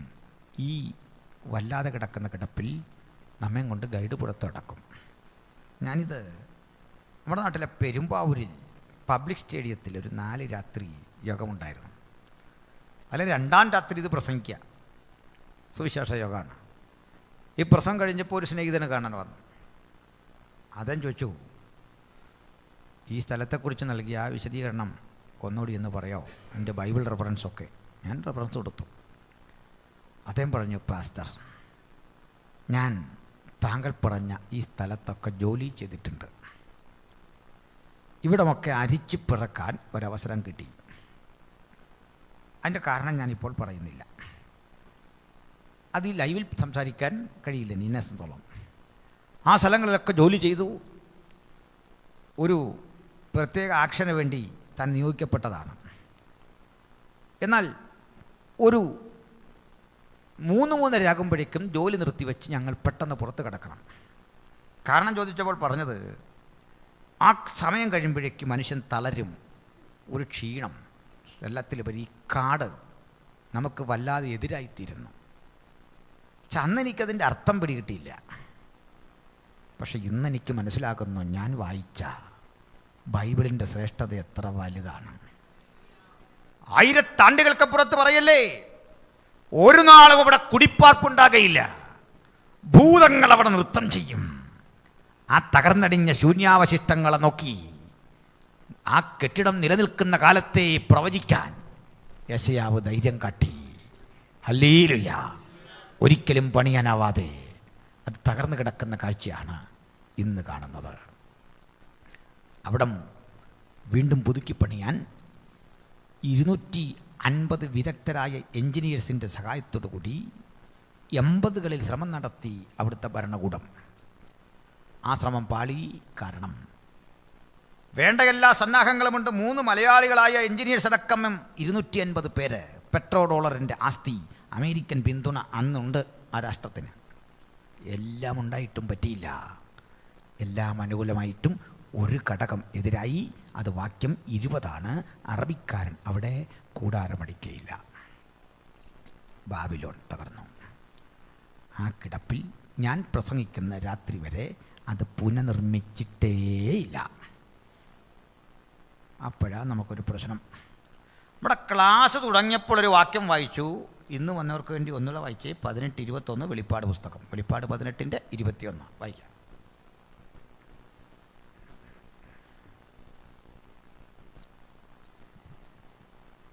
പിന്നെ ശക്തനായൊരു ദൂതൻ തിരികല്ലോളം വലുതായൊരു കല്ലെടുത്തു സമുദ്രത്തിൽ എറിഞ്ഞു പറഞ്ഞത്, ഇങ്ങനെ ബാബിലോൺ മഹാനഗരത്തെ ഹേമത്തോടെ എറിഞ്ഞു കളയും. 95 വെളിപ്പാട് പുസ്തകം എഴുതി. 606 BC ബാബിലോൺ തകർന്നു. നമ്മളിപ്പോൾ 2018 വന്നു. യേശുവിൻ്റെ വരവോട് ബന്ധപ്പെട്ട് നിവൃത്തിയാകേണ്ട പ്രവചനമാണ് വെളിപ്പാട് പുസ്തകം. ഞാൻ പറഞ്ഞു, പണ്ടേ തകർന്നതാണിത്, ഇനി പണിയാൻ സാധിക്കില്ലെങ്കിൽ തിരികല്ലോളം വലുതായൊരു കല്ലെടുത്ത് കടലിലെറിഞ്ഞിട്ട് ദൂതൻ പറയുക, ഇങ്ങനെ ബാബിലോണിനെ തകർക്കും എന്ന് പറയുമ്പോൾ ആ ബാബിലോൺ ഏത്? മനസ്സിലായോ? അപ്പോൾ 13 ദിവസം നമ്മളിത് പഠിക്കൊണ്ട് ഒരു ഗുണമുണ്ടാവും. എന്താ ഗുണമെന്ന് പറയട്ടെ? ഇത് പഠിക്കേണ്ട ഒരു പുസ്തകമാണെന്ന് നമുക്ക് മനസ്സിലാവും. പിടികിട്ടിയോ? അപ്പം നമ്മളതിൻ്റെ ഒരു എൻട്രൻസിൽ നിൽക്കുന്നേ ഉള്ളൂ. ഇന്ന് നമുക്ക് പിരിയേണ്ട സമയമെത്തി എന്നെനിക്ക് തോന്നുന്നു. സമയത്തിയോ? നമ്മൾ പിരിയാണ്. എന്നാൽ സഹോദരങ്ങളെ, പിരിയുമ്പോൾ ഒരു കാര്യം മനസ്സിലാക്കിപ്പോ. ആ തകർന്നു കിടക്കുന്ന ബാബിലോൺ കാലത്തോടൊരു കാര്യം പറയുന്നു. ദൈവം അരുളി ചെയ്യുന്നതെന്തോ അതേ സംഭവിക്കൂ. അവൻ ഇടിഞ്ഞതിനെ പണിയുന്ന ദൈവം, തലയുയർത്തി നിൽക്കുന്ന അഹങ്കാരബോധത്തെ സ്തംഭിപ്പിച്ച് തകർക്കുന്ന ദൈവം, ഉന്നത ഭാവവും നികളവുമുള്ളവനെ കടാക്ഷിക്കാത്ത ഒരു നല്ല ദൈവം താഴ്മയുള്ളവനെ ഉയർത്തും. ആ കരുണാ കടാക്ഷങ്ങൾക്ക് കീഴടങ്ങി ജഗത്തിൻ ജീവിതം നയിക്കാൻ ഈ വചനങ്ങൾക്ക് നേവർക്കും അത്യുന്നതൻ സംഗതിയാകട്ടെ. കൂടുതൽ പ്രാർത്ഥനയോടെ പഠനത്തോടെ വചനധ്യാനത്തോടെ നാളെയും വരാം. നാളെ വരുന്നവർ ദാനിയേൽ 1 മുതൽ 5 വരെയുള്ള വേദഭാഗങ്ങൾ ഒന്ന് വായിച്ചു കൊണ്ടുപോന്നാൽ ഏറെ പ്രയോജനം. കർത്താവി വചനങ്ങളാൽ നമ്മളെ സമൃദ്ധമായി അനുഗ്രഹിക്കട്ടെ.